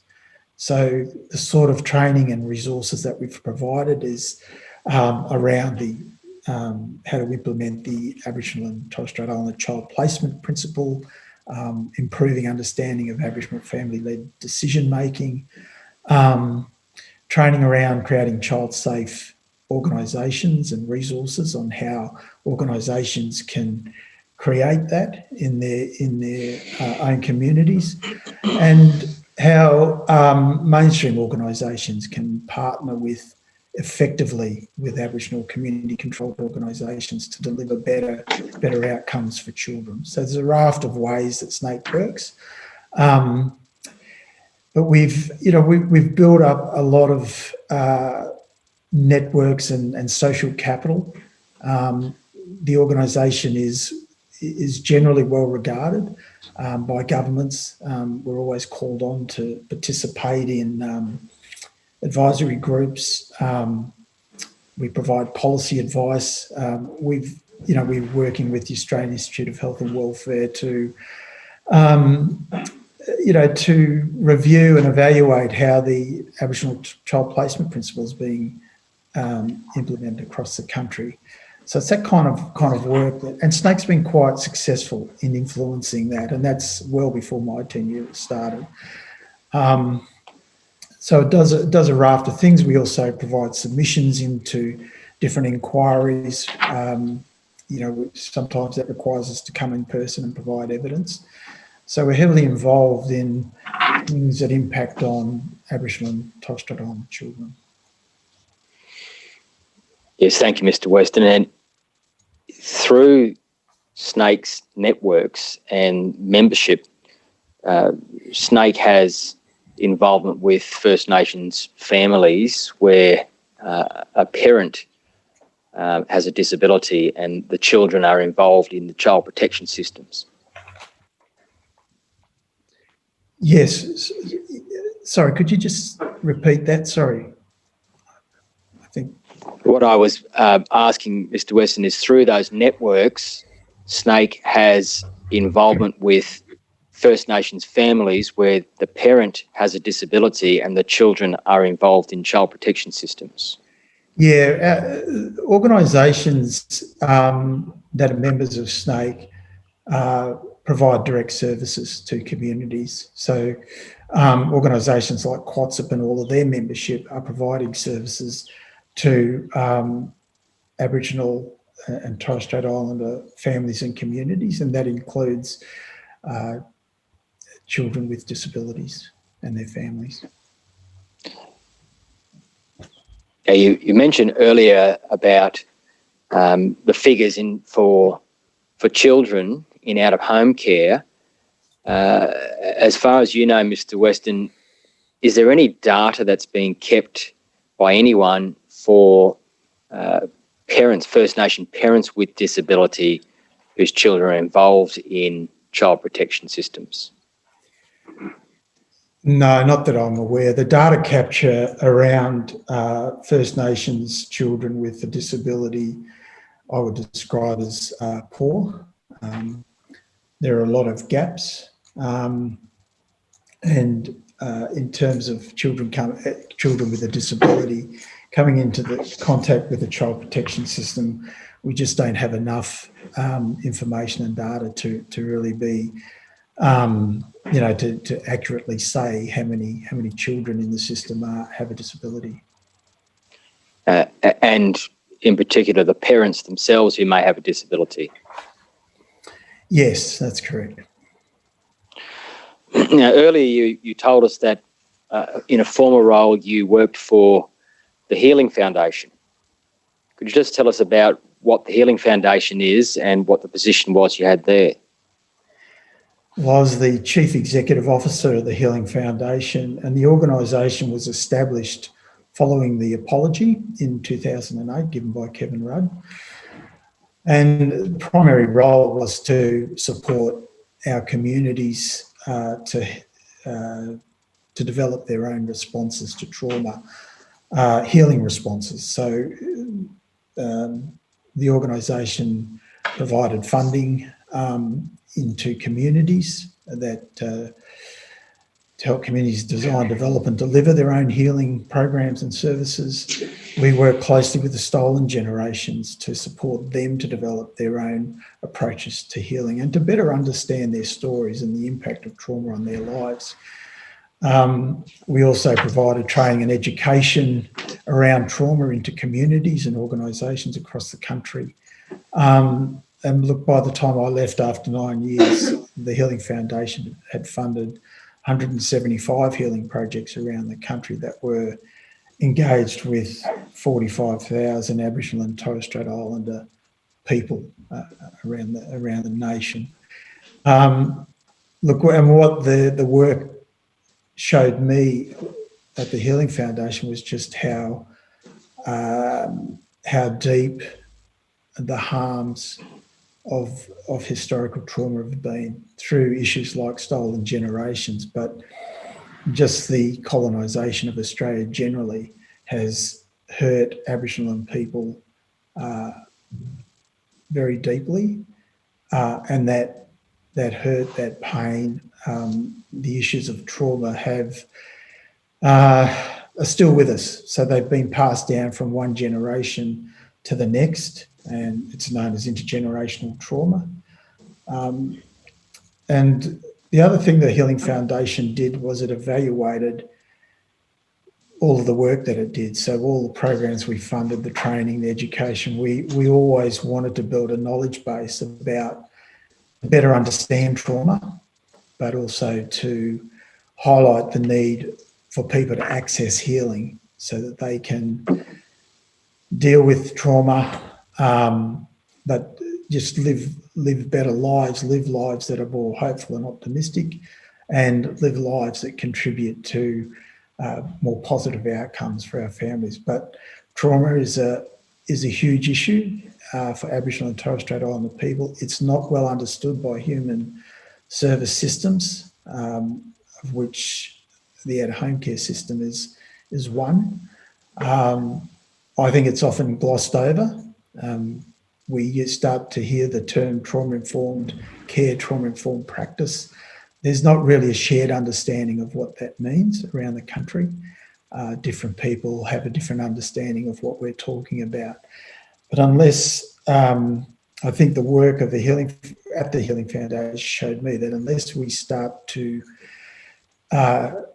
design our systems around an understanding of trauma and the need for healing, unless we start to get better information and better data about the challenges in our communities, like how many children there are, how many families there are living with a disability as part of their daily life, then the outcomes for our people will continue to be problematic. And one of the manifestations of that we see is a growing number of our children failing their way, or our people failing their way into systems like the out-of-home care system.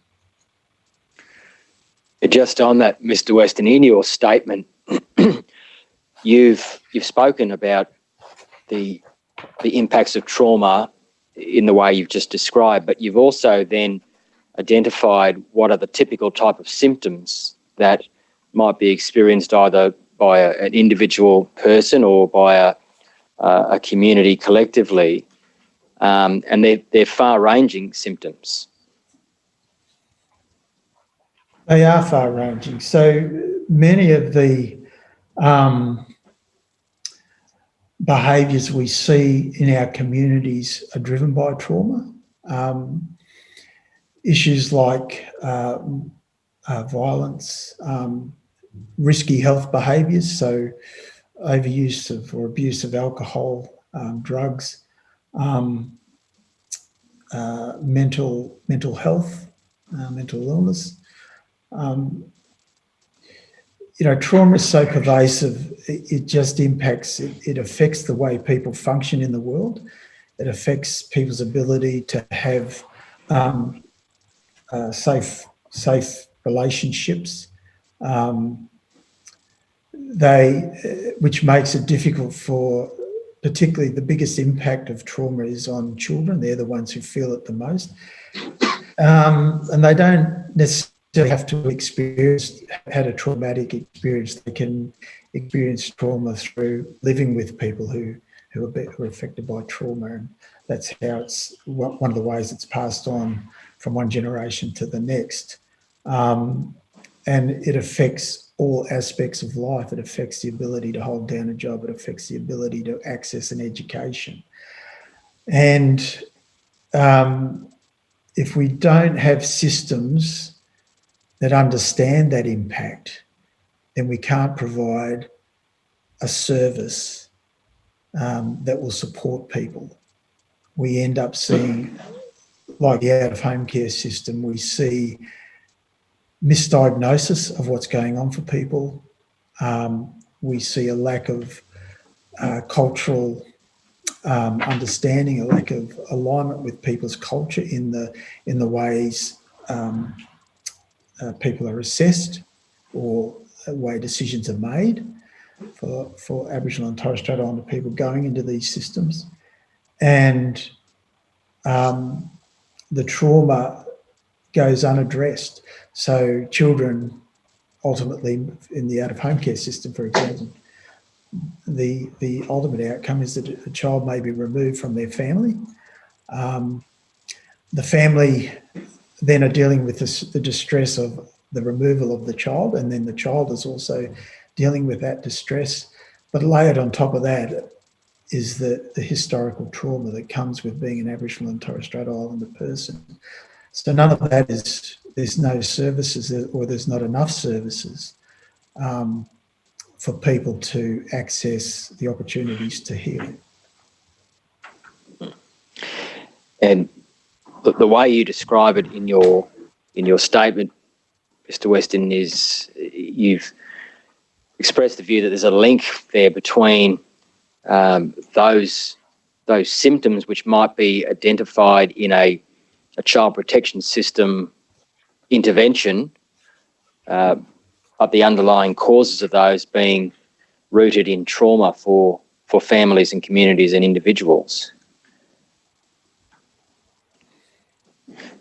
Now, yes, just following on from that observation, Mr. Weston, how important do you consider it then for knowledge and understanding of those past traumas which continue to be present, and the need for healing of those traumas to be for interventions or services and supports for families involved in the child protection system?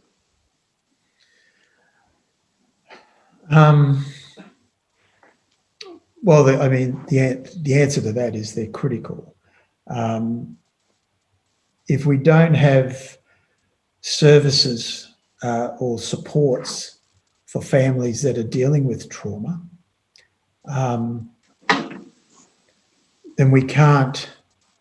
Then the way the system assesses that, it assesses those behaviours as being putting a child at risk or putting the family at risk of making them vulnerable, and which can lead to decisions to remove children or children coming in contact with the out-of-home care system.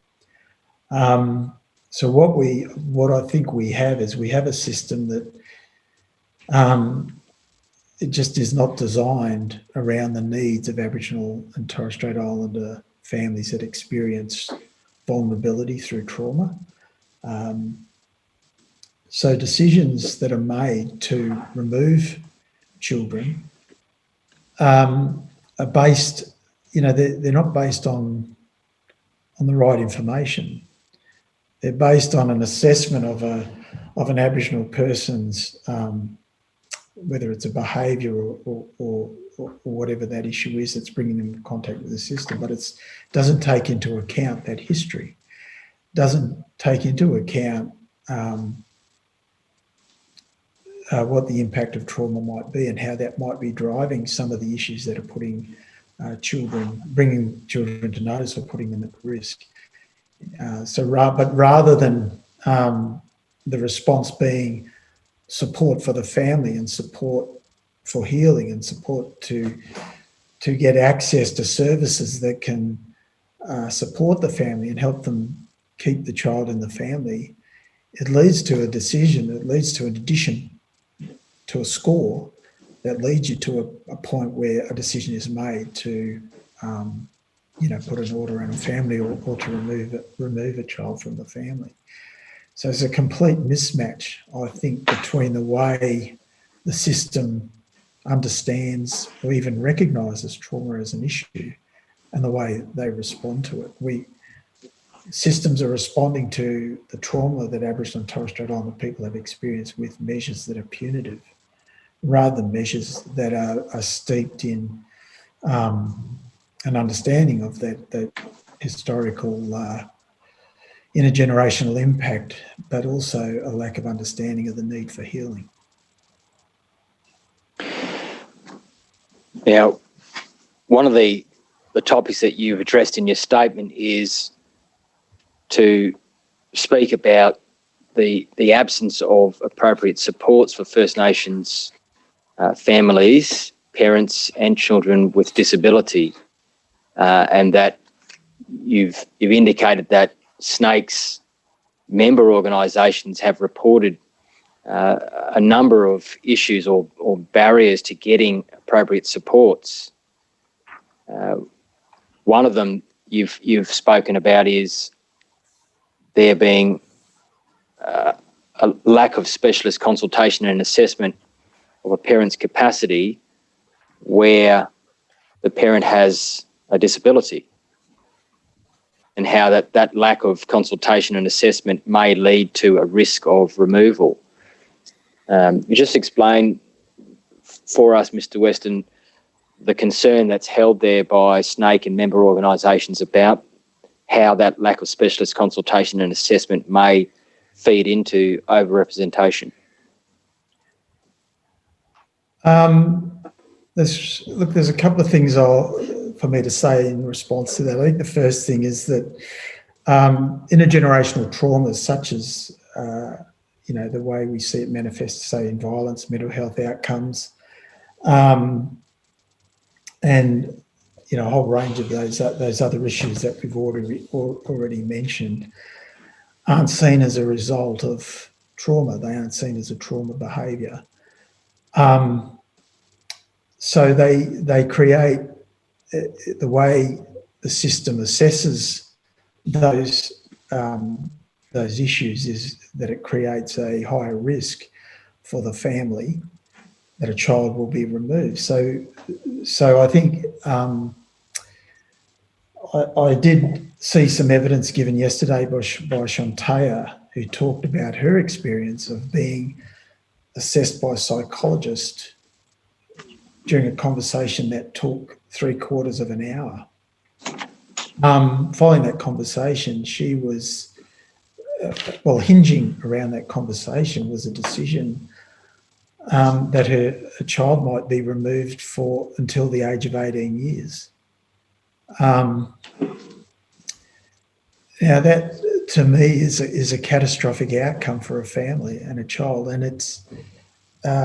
and she was diagnosed with having some kind of disability, but when she got a second opinion, she was, the diagnosis was different, and the way of coming to an understanding of what her issues were took a lot longer. It was a 3 or 4 hour conversation, and it took into account the whole person, her whole life experience, her history. I think that's a very telling example of how the system operates to increase the risk of Aboriginal and Torres Strait Islander children being removed and taken into the out-of-home care system when they don't need to be. What's needed when the system is, one of the issues that creates a risk for Aboriginal and Torres Strait Islander children is that there is a previous history in the family of removal. Now, in Aboriginal and Torres Strait Islander communities, that risk is always there because of the stolen generations. 100 years of taking children from families and culture just because they were Aboriginal, based on a sort of misguided notion around assimilation. That's created a history in our families of removal. And we've seen, and our member services tell us this, and Aboriginal people tell us this, and the stolen generations tell us this, that there are generations of removal. So families have reported where the grandparents have been removed, and then the parent have been removed, and then the person themselves have been removed. So the system is using that history, that impact of trauma, to justify removal. And what it really should be doing, it should be flagging it as a need to refer somebody to support services. So we get this. So it's one of the causes, I think, why we have so many of our people, of our young children going into the out-of-home care system. In your statement, Mr. Weston, you've described it like the system, the child protection system, as being used as the primary means to address intergenerational trauma impacts within community, and you've likened it to being like the ambulance at the bottom of the cliff top. Yes. Well, the child protection system is heavily weighted towards removal, so the tertiary end of the system. 85% of spending in the system is at the tertiary end, and 15% or less is around early intervention and prevention.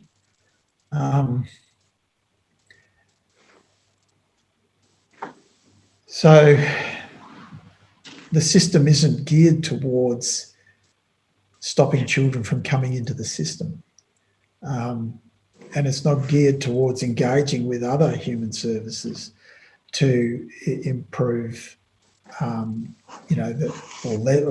reduce the chances for children coming into the systems. The system pretty much operates on a report, substantiate, remove process. There's not enough stop and go points. There's not enough points of reflection where Aboriginal and Torres Strait Islander people can be referred to services that are going to support them.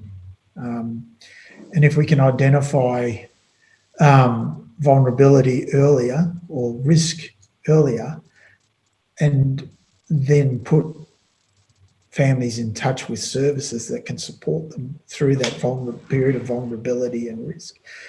At the moment, that vulnerability and risk isn't being addressed through referrals to support services. As you said, it's being addressed through removing the child and putting them into the out-of-home care system. So our people are failing their way into these systems. You've mentioned there about the child protection system and removal being an example of a tertiary intervention. If we were looking then at the early interventions as a primary step, how would we go about knowing what funding and expenditure should go into that part of the system?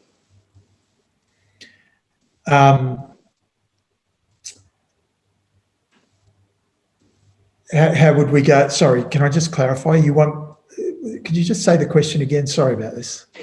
No, it's my confusing question, Mr. Weston. What I was asking you about is how do we work out what funding is required to go to the primary end of the system?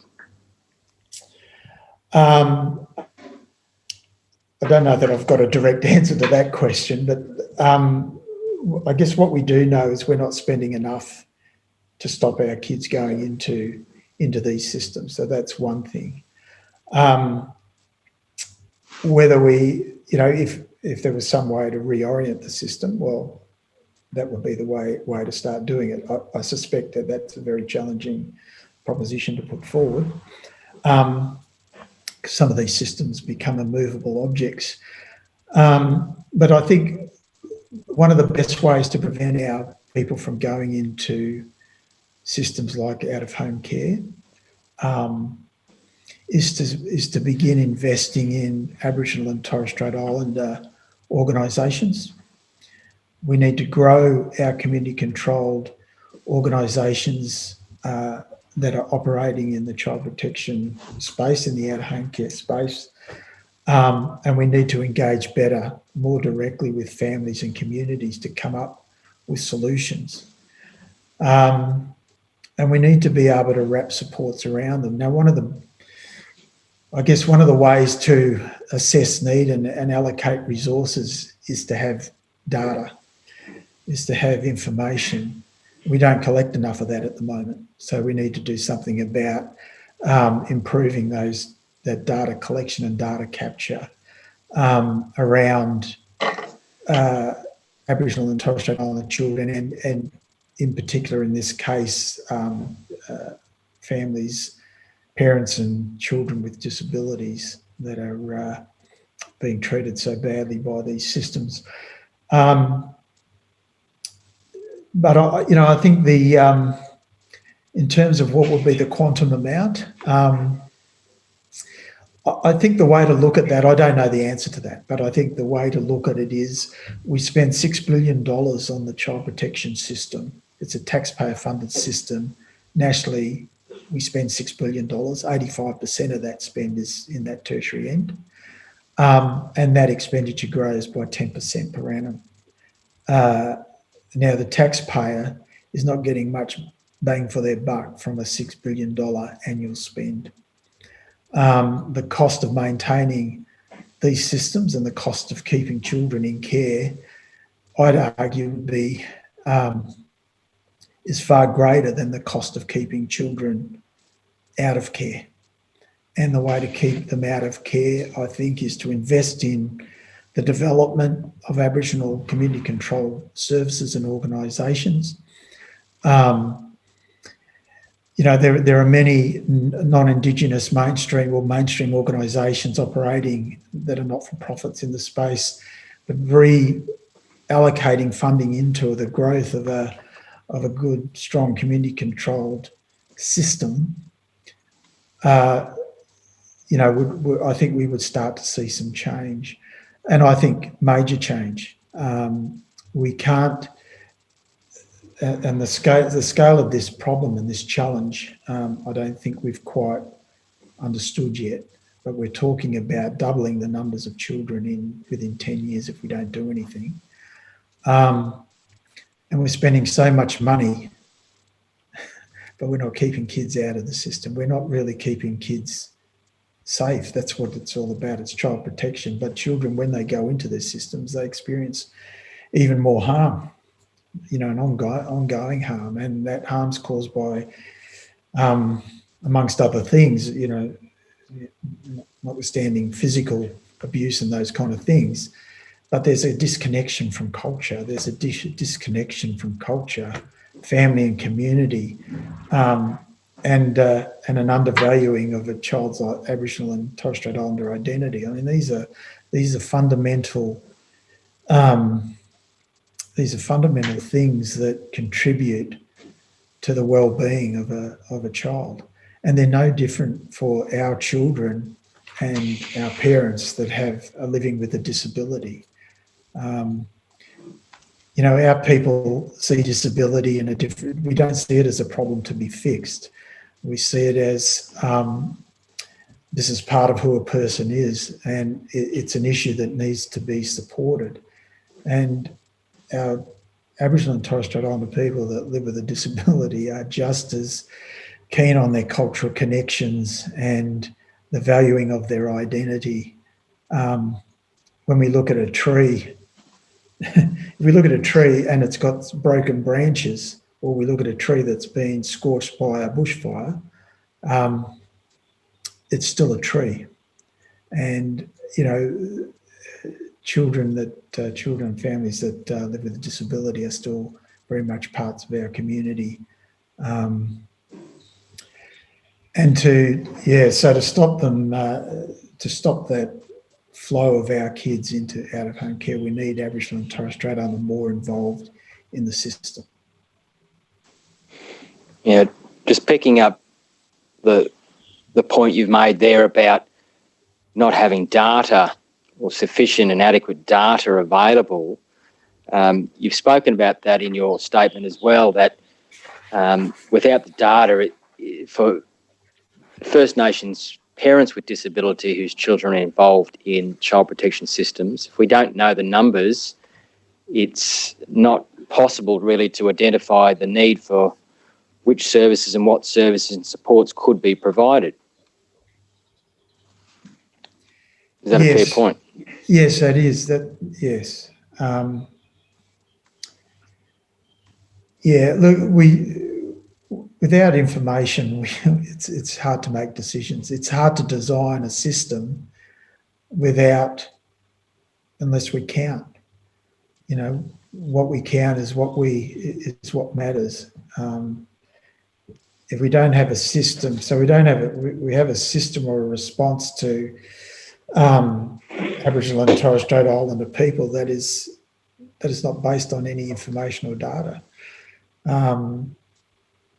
So we can't design a system that's going to meet their needs. And if we don't have an understanding, and you compound the challenge not having data, with not having enough knowledge and information, understanding about the impacts of things like trauma and a whole range of other issues. I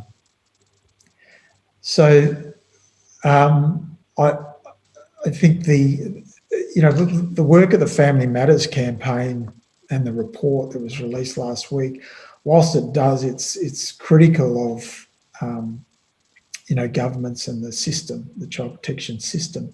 It also identifies where there are green shoots of progress, and most of those are where Aboriginal and Torres Strait Islander people are involved, designing and developing services, and there's an investment going in jurisdictions like Queensland and Victoria.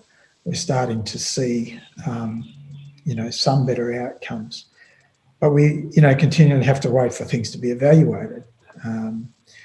We have to prove. We're constantly having to prove, that our ways work. And I don't think that, the magnitude of this issue and this challenge is I don't think we can wait for that. We can't wait another 5 years to decide if we should invest more in Aboriginal and Torres Strait Islander community-controlled sectors and organisations and so forth, and working more closely with families. We should start doing it and evaluate it on the way.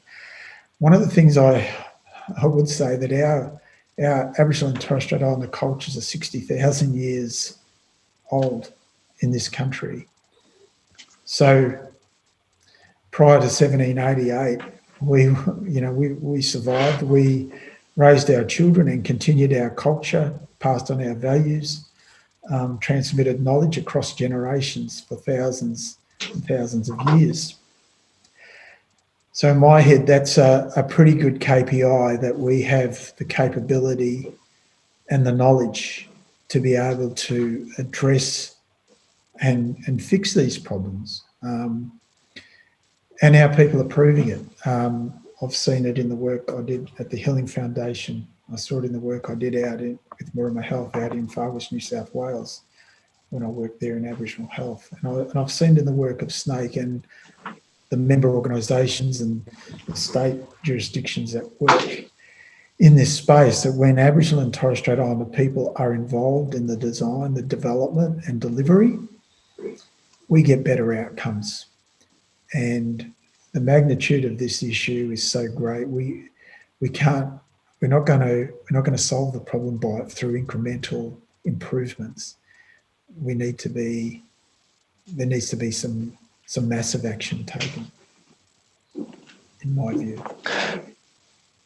Thanks, Mr. Weston. I just want to ask you about something you mentioned earlier about assessments of parents where the children are involved and the child protection system becomes involved with the family.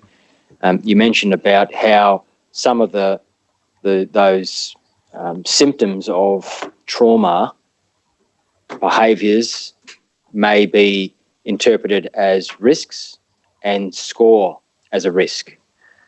Now, in the child protection system settings we've been reviewing this week, we've heard about structured decision-making tools, or assessment tools, and you've expressed a view in your statement about and cited research implies there's a cultural bias in the use of those type of tools. Could you just explain for us why and what you mean by that?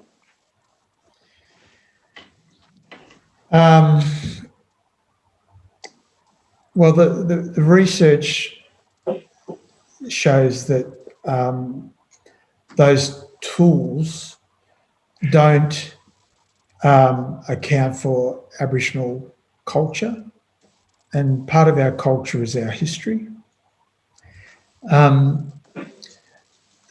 So when people are being assessed under those, using those kind of mechanisms, they're just assessed on how they present. So if a person is coming with a record of risky behaviour or trauma, symptoms of trauma, there's no account given to where that's come from.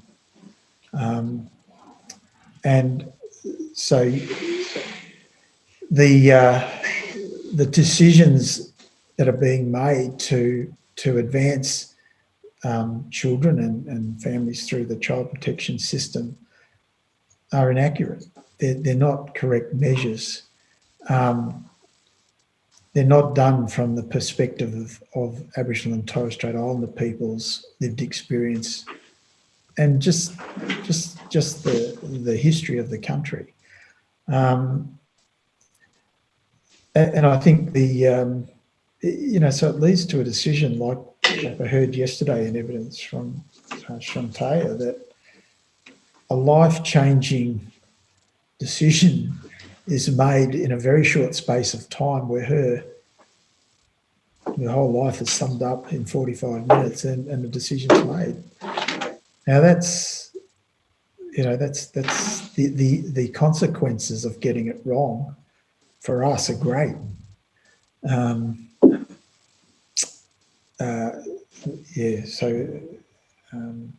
There's not enough accountability for the system to address those kind of those tools or those mechanisms that aren't culturally appropriate for our people.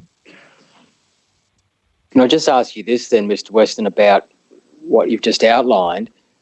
Those type of assessments or tools, if they are coming from a construction that counts risk factors to arrive at a score, are you saying that there's, from your perspective, there's no way of scoring in any of those tools positive factors that might be culture, kinship, family? That's right. They're ignored, basically. I mean, the things that keep us strong and keep us safe is our connections. That's our culture is an asset. Our culture is a strength. Our identity, pride in our identity is a strength. Our family relationships are a strength. None of these things are thought of as strengths because the system doesn't. It's systemic racism in my mind that the system is discriminating against Aboriginal and Torres Strait Islander people even before they walk in the door. When really the system should be, and Aboriginal Torres Strait Islander people that are working or have developed these tools, and I don't have a deep knowledge of that, but they look at the things that contribute positively to our well-being. So culture isn't it's not a deficit for us. It's a strength. It's a positive. Our identity is a strength. It's a positive.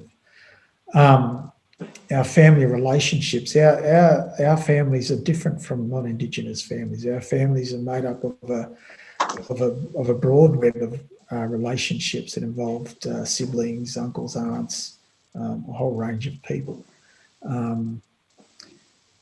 These aren't necessarily viewed by systems as strengths. They're certainly not used to find good placements and kinship cares. They're not used enough. And I think the way again to get better outcomes around this is to involve and engage with Aboriginal people to design better assessments, but also have those assessments delivered by Aboriginal and Torres Strait Islander people themselves. Can I ask you this then, Mr. Weston, and perhaps draw this comparison with something you said earlier in your evidence when you were talking about the need for data so that service supports could be identified and properly funded. You said something along the lines of what gets counted matters. Could we then, looking at the child protection systems, commencing with a risk type of approach and counting factors that go to risk, could the same type of statement be used there? What gets counted matters. Yeah, so the short answer is yes. So I think it's the way it's used. So issues like that manifest as trauma are used as a mark against a person, so it's used as a justification, or it's used as another step down the path towards, an intervention or removal or whatever it might be, rather than flagging as well. The need is for a referral to a service. The need is for support and support services, support mechanisms, and then a recognition, if we valued Aboriginal culture, if we valued Aboriginal identity, if we saw family connections as being pivotal to the well-being of the child, then we'd wrap supports around that family and that person to keep that child in the family. Kids do better if they're in their families. That's what the evidence tells us. Now, families aren't perfect, and we know from time to time families do become at risk, or they become vulnerable for a lot of the reasons that we've talked about, but they don't necessarily have to stay vulnerable forever and a day. And that's why that's the strong argument for better of those earlier intervening services, services that support families through vulnerability. That might be some support, counselling, or whatever it might be for the parents, and extra supports them, and even access to services. But it keeps the child in the family.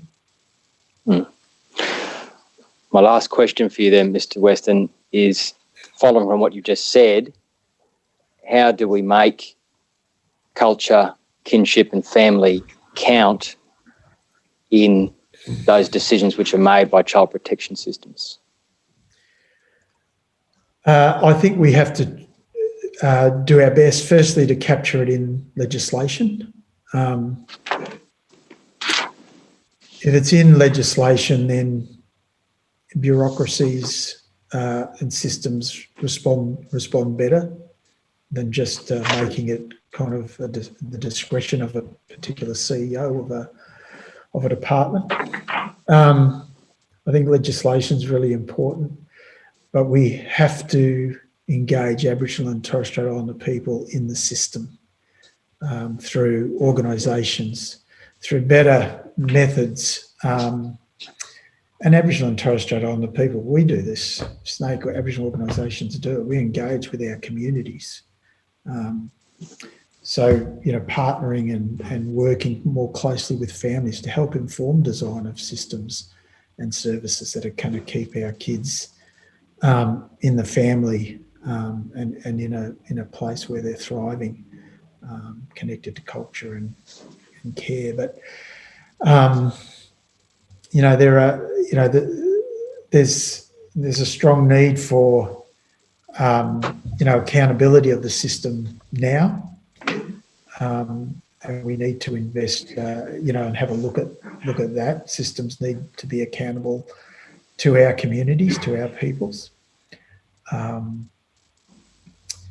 I think, we could start with legislation, but an investment in developing our community-controlled sector, our leadership. We have great leaders in those organisations who do it under really challenging circumstances. If we invested more in that, I'm very confident that better outcomes would emerge.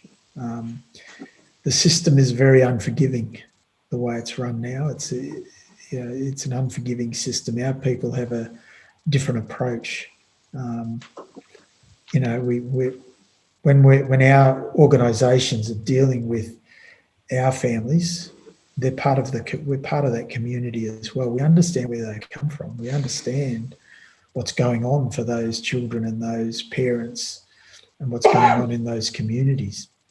And that means we're going to design better services. We're going to design better programs. We're going to reach better outcomes, because You know, we instinctively and inherently know our people, and you know, we're best placed. We're the best placed people to provide a service to our mob. Yes, thank you, Mr. Weston. That's the questions I have. The commissioners may wish to ask you something. Thank you. Yes, thank you. Commissioner Mason? No, thank you, Chair. Commissioner Atkins? No, thank you, Chair. No, thank you, Chair. Mr. Weston, might I take the opportunity to acknowledge the places of birth and the Murray Islands in Australia's Indigenous, legal and national history? I take you as a representative of MIR for that. So for myself and the Commission, we acknowledge the role that the people of MIR and of course Eddie Mabo have played in Australia's history. Can I raise a question with you that in a sense is triggered by your use of the word unforgiving? I suspect that there's an issue that one way or another we're going to have to address, even though it hasn't formed really much of the examination this week. The child protection system is unforgiving in this sense. If it goes wrong, it attracts enormous attention, criticism and opprobrium. I'm not talking specifically about First Nations children, but as you know, if a child is abused and in the worst possible cases, tragically might even be killed, the responses of the community, the media, are really unforgiving. They look in retrospect at what should have been done, what should have been picked up, why was this child not removed, why was the child left in a situation of risk. The force of the argument that you and others have put for the decision-making process, in effect to be delegated to Aboriginal communities, is very powerful. But how would you suggest that this problem of a response from the community if the system goes wrong, as it almost inevitably will in some individual cases, how can that be addressed in a way that doesn't lead to backlashes against the process of delegation and so on? I hope I'm not being too pessimistic about this, but I think there is a realistic issue that we need to consider and anticipate. Yeah, thank you, Commissioner. Thank you. Thank you for your comments about Murray Island and Mayor. I really appreciate that acknowledgement. Look, the question you raise or the question you ask is the one we get asked all the time. And it's always that question is that basically the question is, well, what if something goes wrong? And look, I don't think there's any of the Aboriginal and Torres Strait Islander people who work in the system and run and manage organisations are saying that you know, that we should just apply a blanket approach to Aboriginal and Torres Strait Islander people, and that we won't remove any child.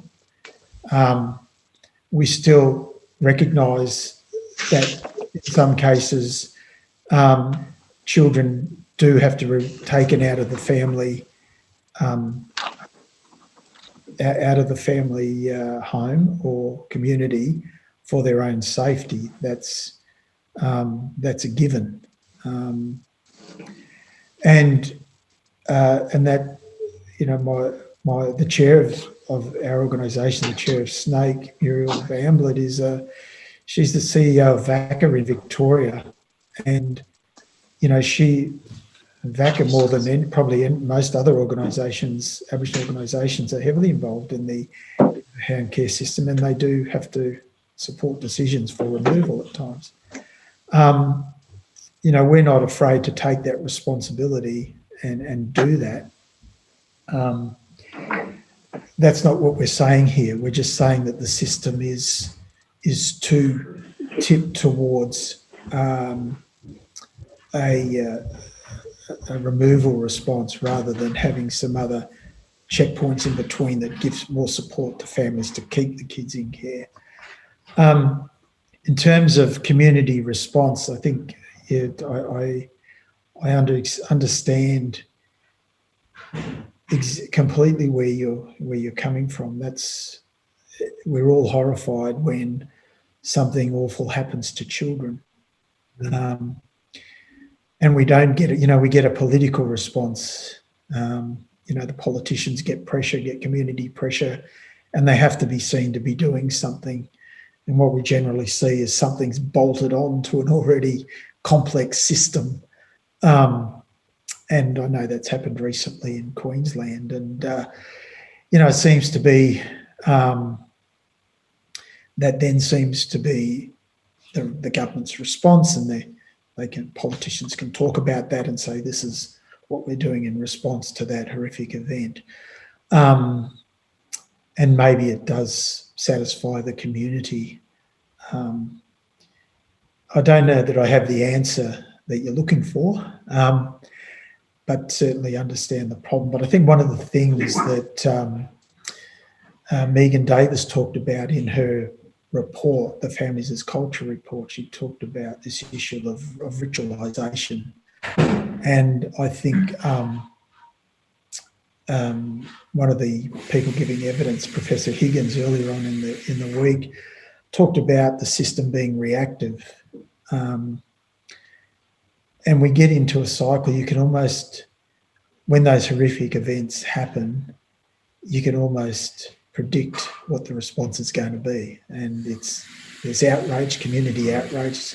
Media gets their stories. We get it in the news cycle, and then politicians are scrambling to respond. I know when it occurs for an Aboriginal and Torres Strait Islander family, we cop the blame. Our people, our culture, whatever, cops the blame. And it's, I think that does create a risk-averse approach. We don't empower our public servants, our bureaucrats enough to be able to take risks, I guess, and not risk, and I'm not talking about taking risks with the lives of children. I'm talking about coming up with different ways of doing that, doing the system, doing the program. I think one of the answers is about the conversation we have in the community and about the way we raise awareness and talk about it with the Australian people. The sort of political leadership we get, we need some champions to be able to talk about these issues in a very frank and honest way. But I don't think we ever take away the risk that children will be harmed or hurt just by making a complex and unforgiving monolith of a system even more complex, and it just doesn't seem to work. Your comments suggest that the changes that you're proposing should be accompanied by frank, open, realistic assessments of what is likely to happen. We want things to be better, but they're not necessarily going to be perfect, and the community needs to understand that and be prepared to accept that, as with the existing system, there will be occasions when it will not work perfectly. The idea is for it to work very much better than the existing system. Exactly. We want it to work most of the time, I guess, But I think if we had a system that had a greater focus on prevention and early intervention and supports, I suspect that we may get better outcomes, less of those more acute kind of horrific events that really disturb us all from time to time. Well, thank you, Mr. Weston, for your very thoughtful evidence in both your statement and your evidence today. We appreciate your assistance very much, and thank you. Thank you. Mr. Crowley, can we proceed directly now to what remains to be done? Yes, if that's convenient, Chair. That completes the witnesses who will give the oral evidence to the Commission. The next is to deal with the balance of materials that are to be tendered and provided. Mr. Powell will deal with that aspect. Yes, thank you. By the way, I've assumed that there are no counsel that wished to ask Mr. Weston questions. I hope that assumption is right because he seems to have disappeared from the screen.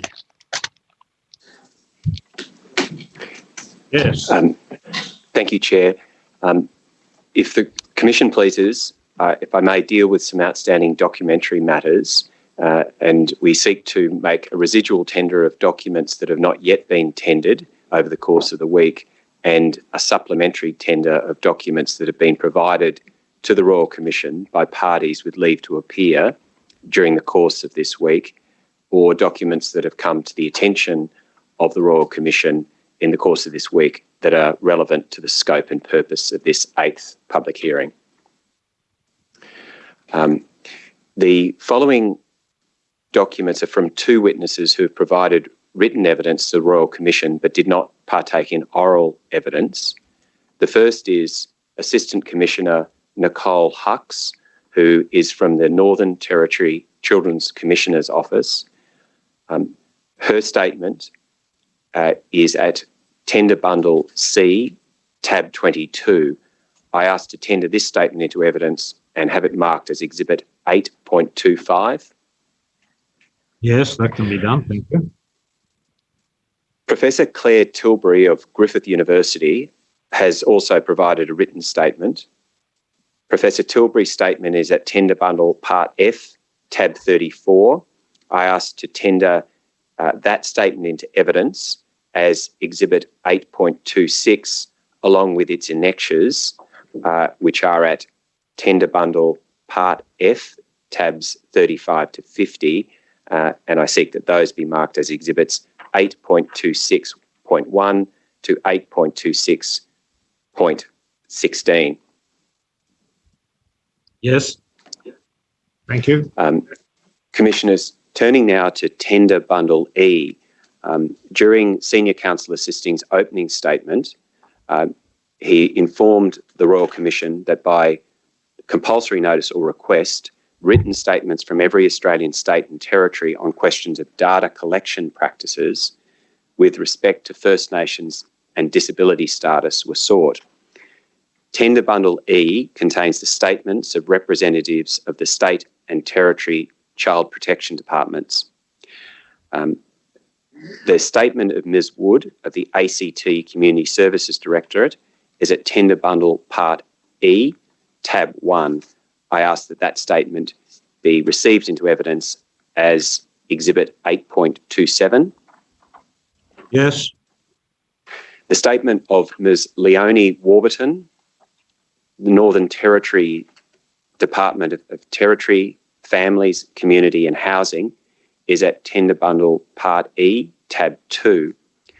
I seek to tender Ms. Warburton's statement into evidence as Exhibit 8.28, along with 2 annexures, including a supplementary statement.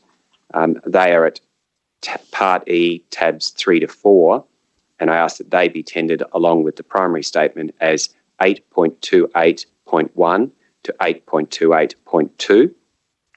Yes, that can be done. The statement of Michael Pervin of the Tasmanian Department of Communities is at Tender Bundle Part E, tab 5. I ask to tender that statement into evidence as Exhibit 8.29. Yes. The statement of Mr. Shane Wilson, Victoria's Department of Health and Human Services, is at Tender Bundle Part E, Tab 6. I seek to tender that statement into evidence as Exhibit 8.30. Yes, thank you.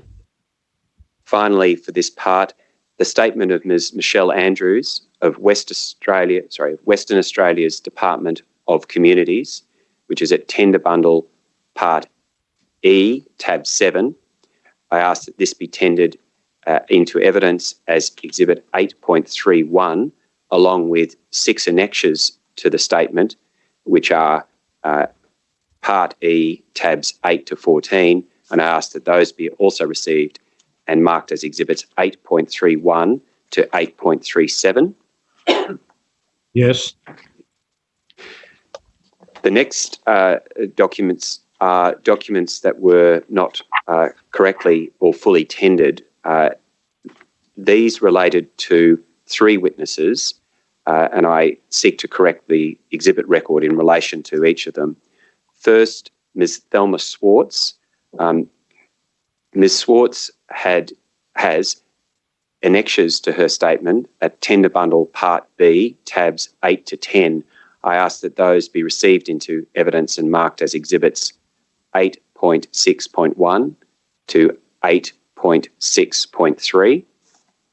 Yes.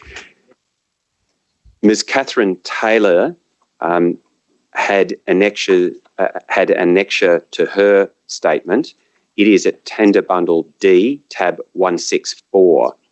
I ask that that be tendered into evidence as marked as Exhibit 8.19.84. Yes. Ms. Candice Butler had an annexure to her statement. It is found at Tender Bundle B, Tab 4, and I ask that that annexure be marked as an Exhibit 8.21.1.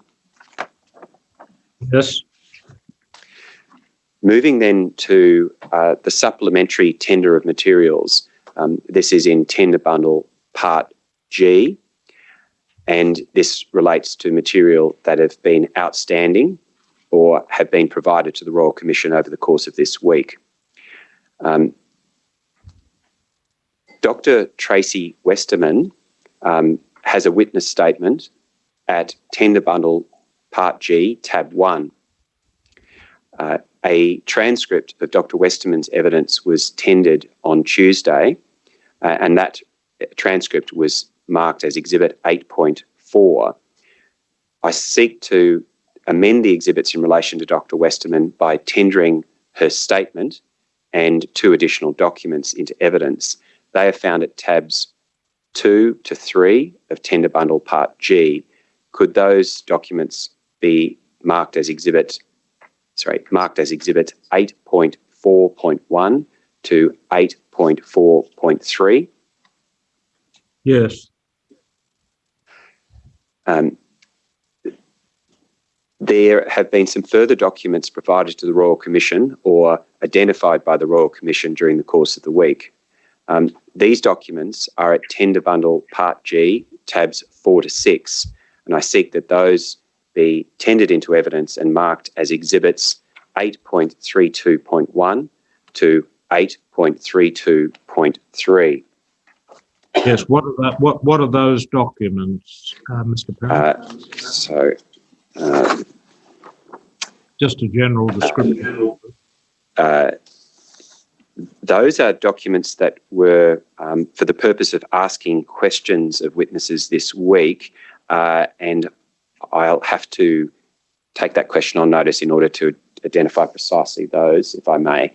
And so if I can presently, I'll get that information, but if I could presently move to materials provided by Commissioner Natalie Lewis in her evidence.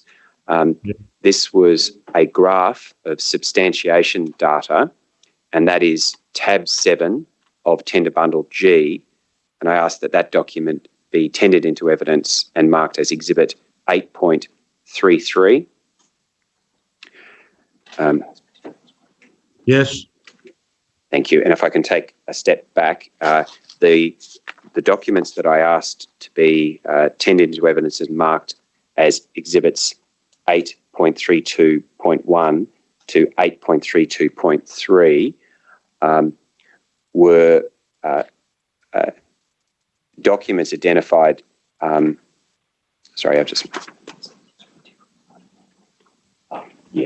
That is material that was provided by leave to appear parties in cross-examination of the witnesses. So it's documents that are identified in the transcript and which were used in the cross-examination of parties during this week, of witnesses during this week. All right. Thank you. Moving to Richard Weston, there were further annexures to the statement of Mr. Weston, who we have just heard from. The initial documents tendered in relation to Mr. Weston were marked as exhibits 8.24 and 8.24.1. The additional annexures are at Tender Bundle Part G, tabs 8 to 11, and I seek to tender those additional annexures into evidence to be marked as exhibits 8.24.2 to 8.24.5. Yes. Thank you. Materials were provided by the State of New South Wales. These are in addition to the documents provided with the statements of Mr. Coates-Trotter and Ms. Alexander prior to the hearing. These additional documents are at Tender Bundle G, tabs 12 to 35. I ask that those further documents be tendered into evidence and marked 8.33.1 to 8.33.24.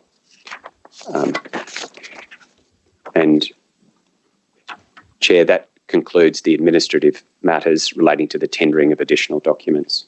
Yes, thank you. All those documents then have been admitted into evidence. Thank you, Mr. Power.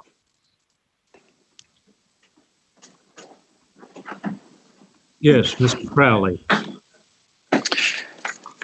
Chair, I'll now proceed to give a closing address for public hearing number 8. Yes, please go ahead.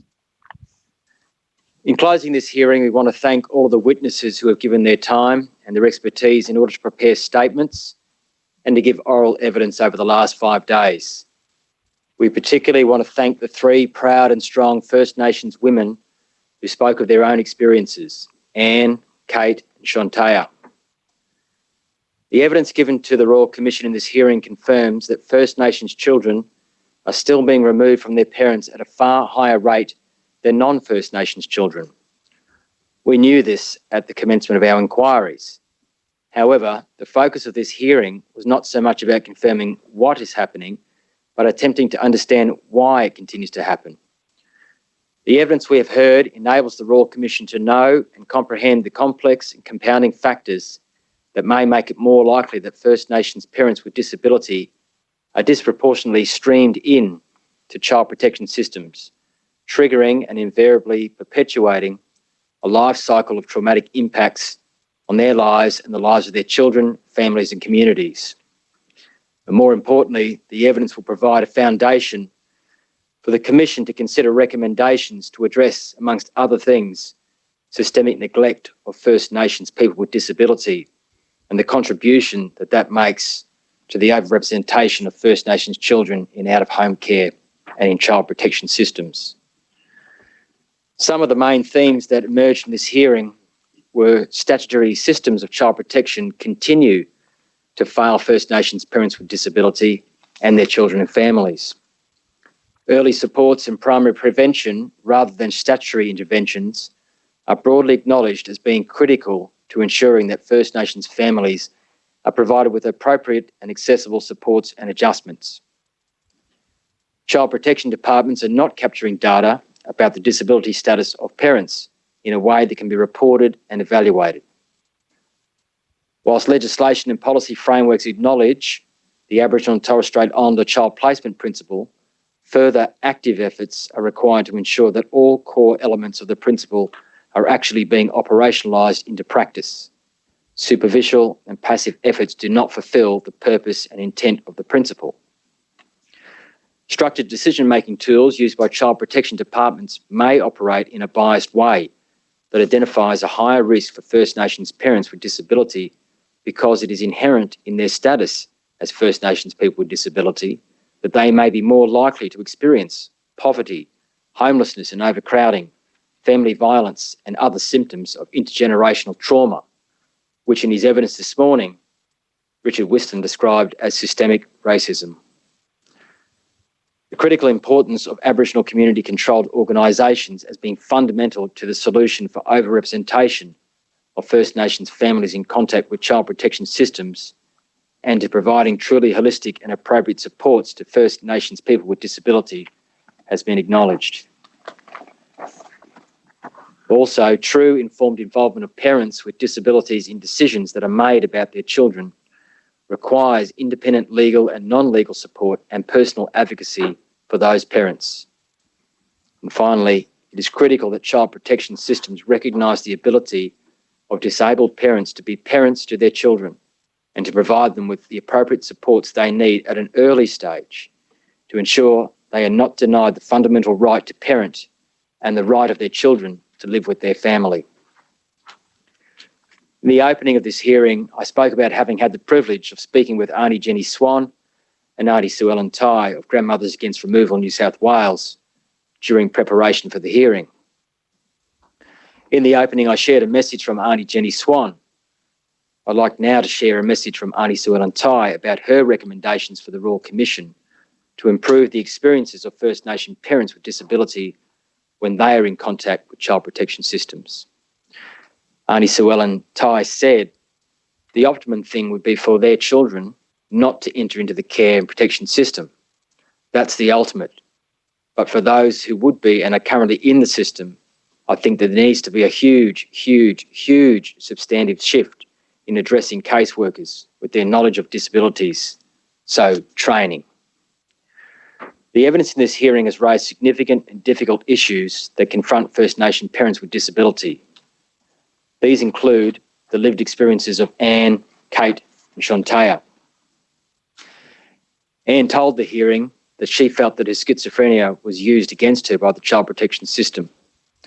She said that in keeping her daughter and in regaining the care of her son, she was greatly assisted by culturally appropriate services from the Cultural Healing Program provided by Queensland Health and the Aboriginal and Torres Strait Islander Legal Service on the Sunshine Coast. When she told of her experience with cultural healing, Anne said, cultural healing was reliable, really supporting. They knew our family. They knew our story from the start. Kate told the hearing that from her experience, it was very difficult for her to keep her children after one of her babies was removed. She said that the justification for removal wasn't explained to her. In her words, they just said because one baby was removed, the other is removed.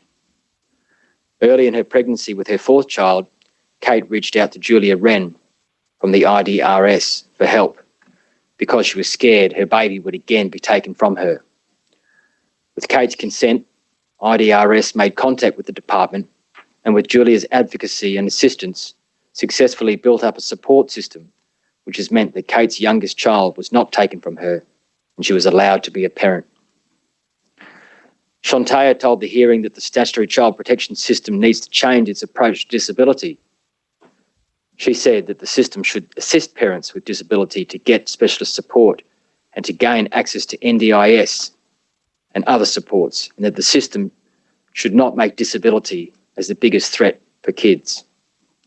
The department should look to the strengths of parents with disability. In her case, her culture was a strength for her and her kids. She said that disability is not her fault. She can't change it, should not be discriminated against as a parent because of it. In addition to that evidence, we want to highlight and acknowledge the important voices we have heard from First Nations people and other people who are committed to the advocacy and support of First Nations parents with disability. As I said in my opening, we understand and appreciate the heavy weight carried by First Nations people who have advocated for systemic reforms to multiple inquiries over time. We therefore particularly thank all of our witnesses for placing their trust in us, that their evidence will assist the Royal Commission to develop recommendations that translate into real outcomes for First Nations people. We thank all of our witnesses for their suggestions for change. I'd like to mention just a couple. Thelma Schwartz from the Queensland Indigenous Family Violence Legal Service told us that although the system had improved its treatment of women who were the victims of domestic violence, those same women were treated very differently by the child protection system. The same features of these women's lives were relied upon adversely by the child protection system.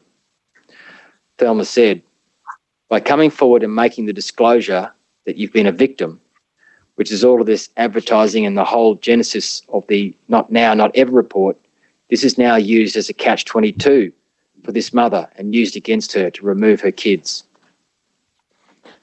Julia Wren, disability caseworker from the Intellectual Disability Rights Service, the IDRS, who provided the support and work with Kate, told us from her experience that First Nations parents with disability need to have a fair go. She said, I think it's very important to have somebody as a non-legal advocate for these parents because they can stand by and they can support the parents to speak for themselves, advocate for themselves. And it keeps the DCJ workers accountable and they have to listen to what parents have to say. In carrying out the work of the Royal Commission, we have a strong commitment to hearing the voices of people with disability, to understand their experiences of violence, abuse, neglect and exploitation, as well as their proposals for change. That has meant that we have listened to confronting stories from witnesses during this hearing. The Royal Commission encourages those involved in or following public hearings to seek support if they feel they need to in response to this hearing. I remind everyone connected to this public hearing of the support structures which are available. The Royal Commission has an internal counselling and support services team made up of social workers and counsellors who can provide counselling and support to people engaging with the Commission. The Australian Government has also funded the Blue Knot Foundation, a specialist counselling support and referral service for people with disability, their families and carers and anyone affected by the Commission. Their hotline number is 1800 421 468. A range of legal and advocacy services have also been funded by the Australian Government. There is a legal financial assistance scheme to assist with meeting the cost of legal representation associated with formal engagement with the Commission. National Legal Aid and the National Aboriginal and Torres Strait Islander Legal Services also deliver free legal advisory services for people engaging with the Commission. Further information about these services can be found on the Commission's website or by contacting the information line, which is 1800 517 199. As I've said, this is the first of a number of First Nations specific public hearings to be held by the Royal Commission. This hearing commenced our inquiry with the starting point of the life course for First Nations people with disability in the context of family. Future First Nation public hearings will continue our examination of the life course experiences for First Nation people with disability and their experiences of violence, abuse, neglect and exploitation, including cumulative systemic abuse and neglect by multiple systems over time. The next public hearing of the Royal Commission will examine the barriers to open employment for people with disability and will be the first public hearing of the Royal Commission concerning economic participation of people with disability. People with disability will tell the Royal Commission about their experiences in finding and keeping jobs in open employment, then transitions into and out of the workforce, and their experience of discrimination and exploitation. Thank you, Commissioners. Thank you very much, Mr. Crowley. I would like to echo the appreciation that has been expressed by Mr. Crowley to all the witnesses who have given evidence at this hearing during the week. I especially wish to thank all First Nations people who have shared their knowledge, their experiences and their wisdom with us and have done so with great passion. In particular, I wish to thank Anne, Kate and Shantaya who have been generous enough to share their stories with us. They've provided us with a depth of understanding that would not be possible without hearing from First Nations people with disability who have had the experience of having their children taken into care. I also wish to thank the Royal Commission staff who've worked so hard to prepare and conduct the hearing. As I have remarked at previous hearings, an enormous amount of dedication and skilled work is required to plan a hearing of such wide scope and complexity and to ensure that it is conducted smoothly.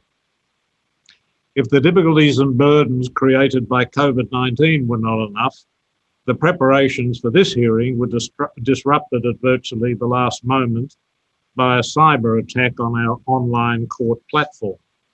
Staff worked extremely long hours and under great pressure to ensure that the hearing could proceed.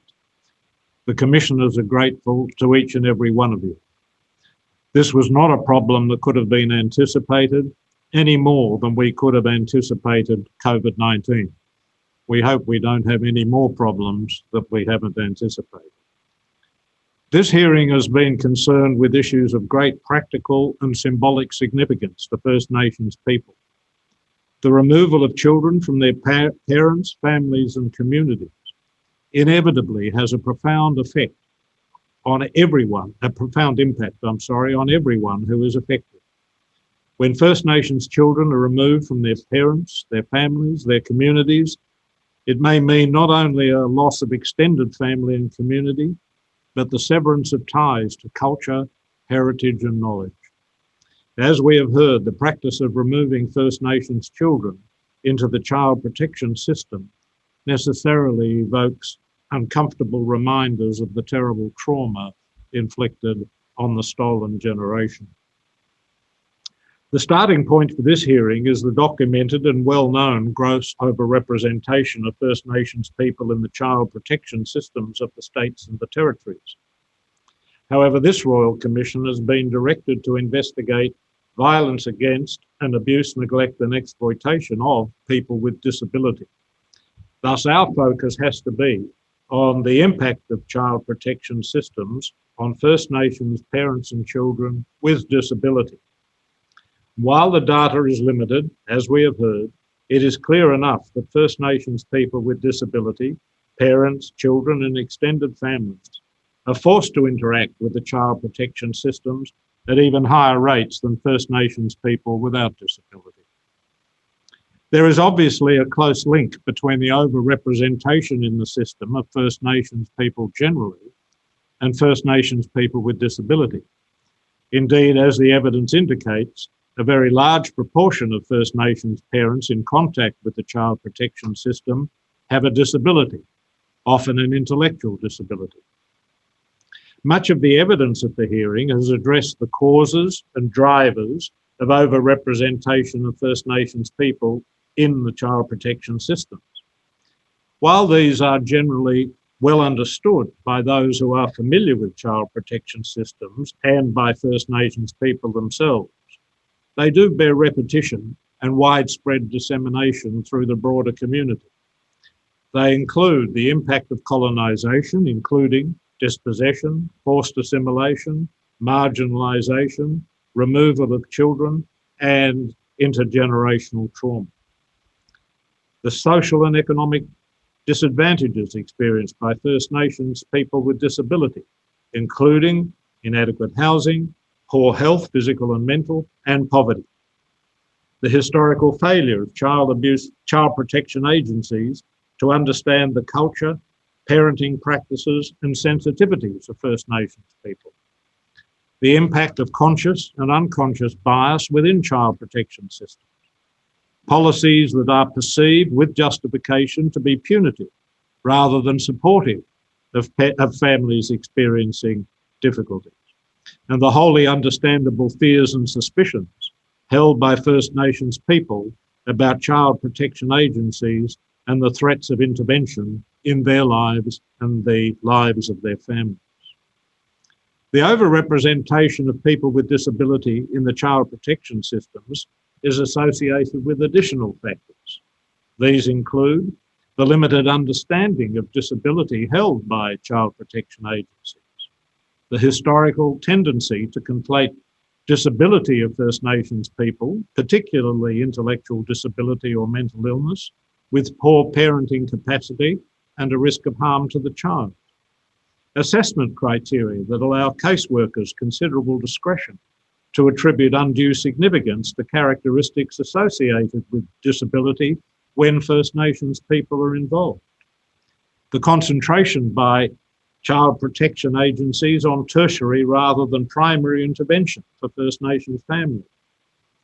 And the imposition by agencies of inappropriate requirements on First Nations parents with disability as prerequisites to prove parental capacity. Mr. Crowley has identified some of the main themes that have emerged in the evidence. I do not propose to repeat what he has said. I wish to make only 3 additional points. First, we should not underestimate the difficulty and complexity about bringing about the changes that are generally recognised to be necessary to minimise, if not entirely eliminate, the overrepresentation of First Nations people in the child protection systems. Whatever criticisms might be directed at the child protection agencies themselves, it would seem from the evidence that they are making genuine efforts to correct the pernicious legacies of the past. Examples include the Family Wellbeing Service and Family Participation Program in Queensland, and the targeted family intervention involving First Nations community-controlled organisations in New South Wales. The Royal Commission must propose recommendations that can advance this process, recognising that it is not going to be achieved or completed overnight. A second point is related. We need to be careful not to assume that changes in legislation or formal policies will be self-implementing. We also need to be careful about the unintended consequences that can flow from well-intentioned innovations. It is undoubtedly important, for example, for states and territories to legislate to incorporate the Aboriginal and Torres Strait Islander child protection principle, as Queensland has done and South Australia is apparently about to do. But as we heard today, the enactment of the principle does not guarantee its implementation by caseworkers. Implementation requires changes in the culture, practices and interactions of child protection agencies, and that can be a very challenging and protracted process. Without reaching any final conclusion, Queensland may provide an example of the gap between the enactment of legislation and implementation of the principles enshrined in the legislation. Incomplete adoption of the child protection principle also illustrates the possibility of unintended consequences. The policy of placing First Nations children with a family member other than the parent apparently may be accompanied by a condition that restricts contact between the parent and the family member. Paradoxically, this may reduce the supports available to the parent and perpetuate a cycle of involvement with child protection agencies. Similarly, while it may seem self-evident, as was suggested today, that child protection services should collect comprehensive data on the proportion of First Nations parents and children with disability, doing so may carry some risks.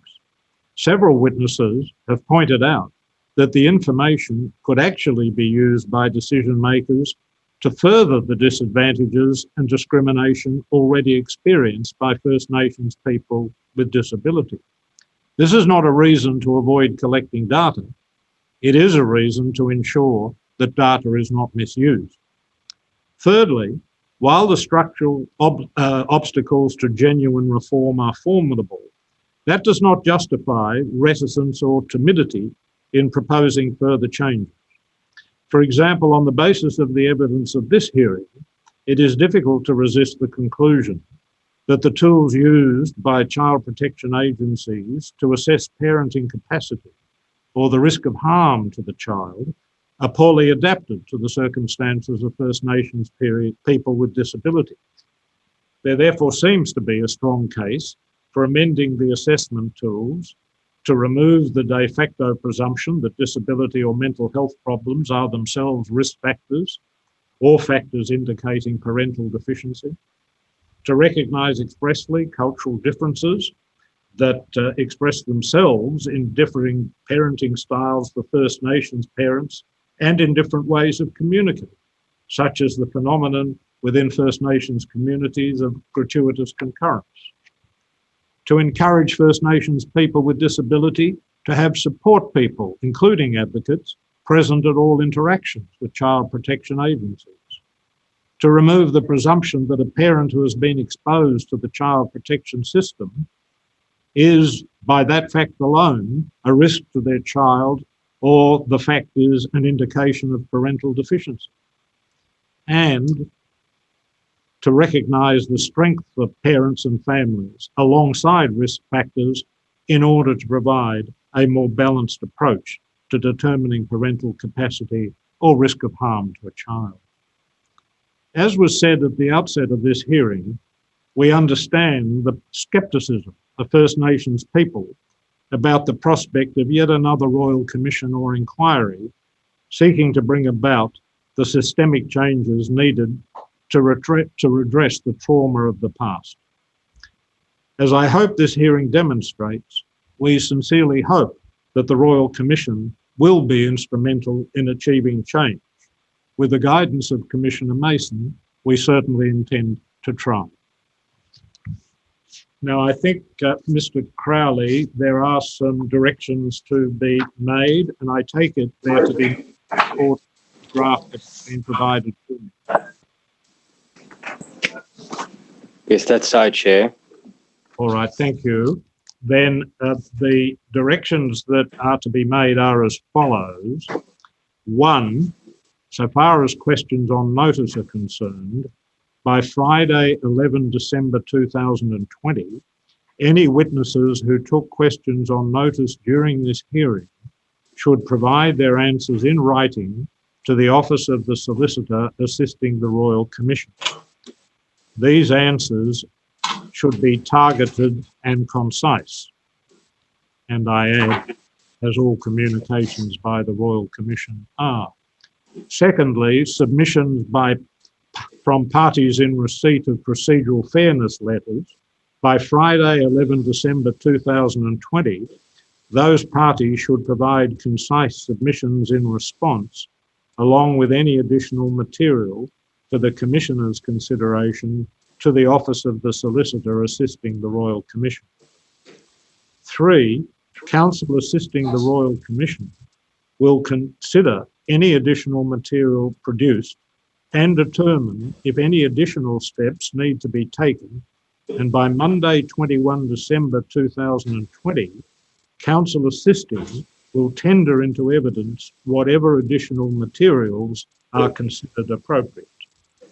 4, counsel assisting will then prepare written submissions to the Royal Commission, setting out a number of key themes and issues that have emerged from the evidence during the hearing, including additional material that has been tendered. Counsel assisting submissions will be made available on a confidential basis to those parties with leave to appear at the hearing by Friday, 15 March 2021. 5, parties with leave to appear who wish to make submissions in response should do so by 6 April 2021, noting that the submissions in response should be concise and should not include any additional proposed evidence.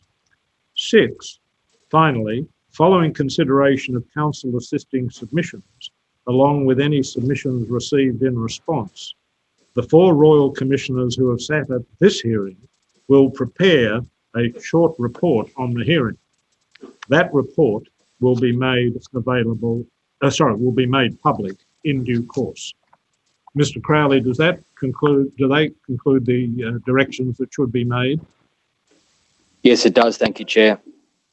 In that case, it remains only once again to thank everybody, including counsel, who have contributed to this hearing, and to adjourn the hearing. The Royal Commission will resume on Monday week at the hearing on employment, as Mr. Crowley has indicated. Thank you. The Royal Commission is adjourned.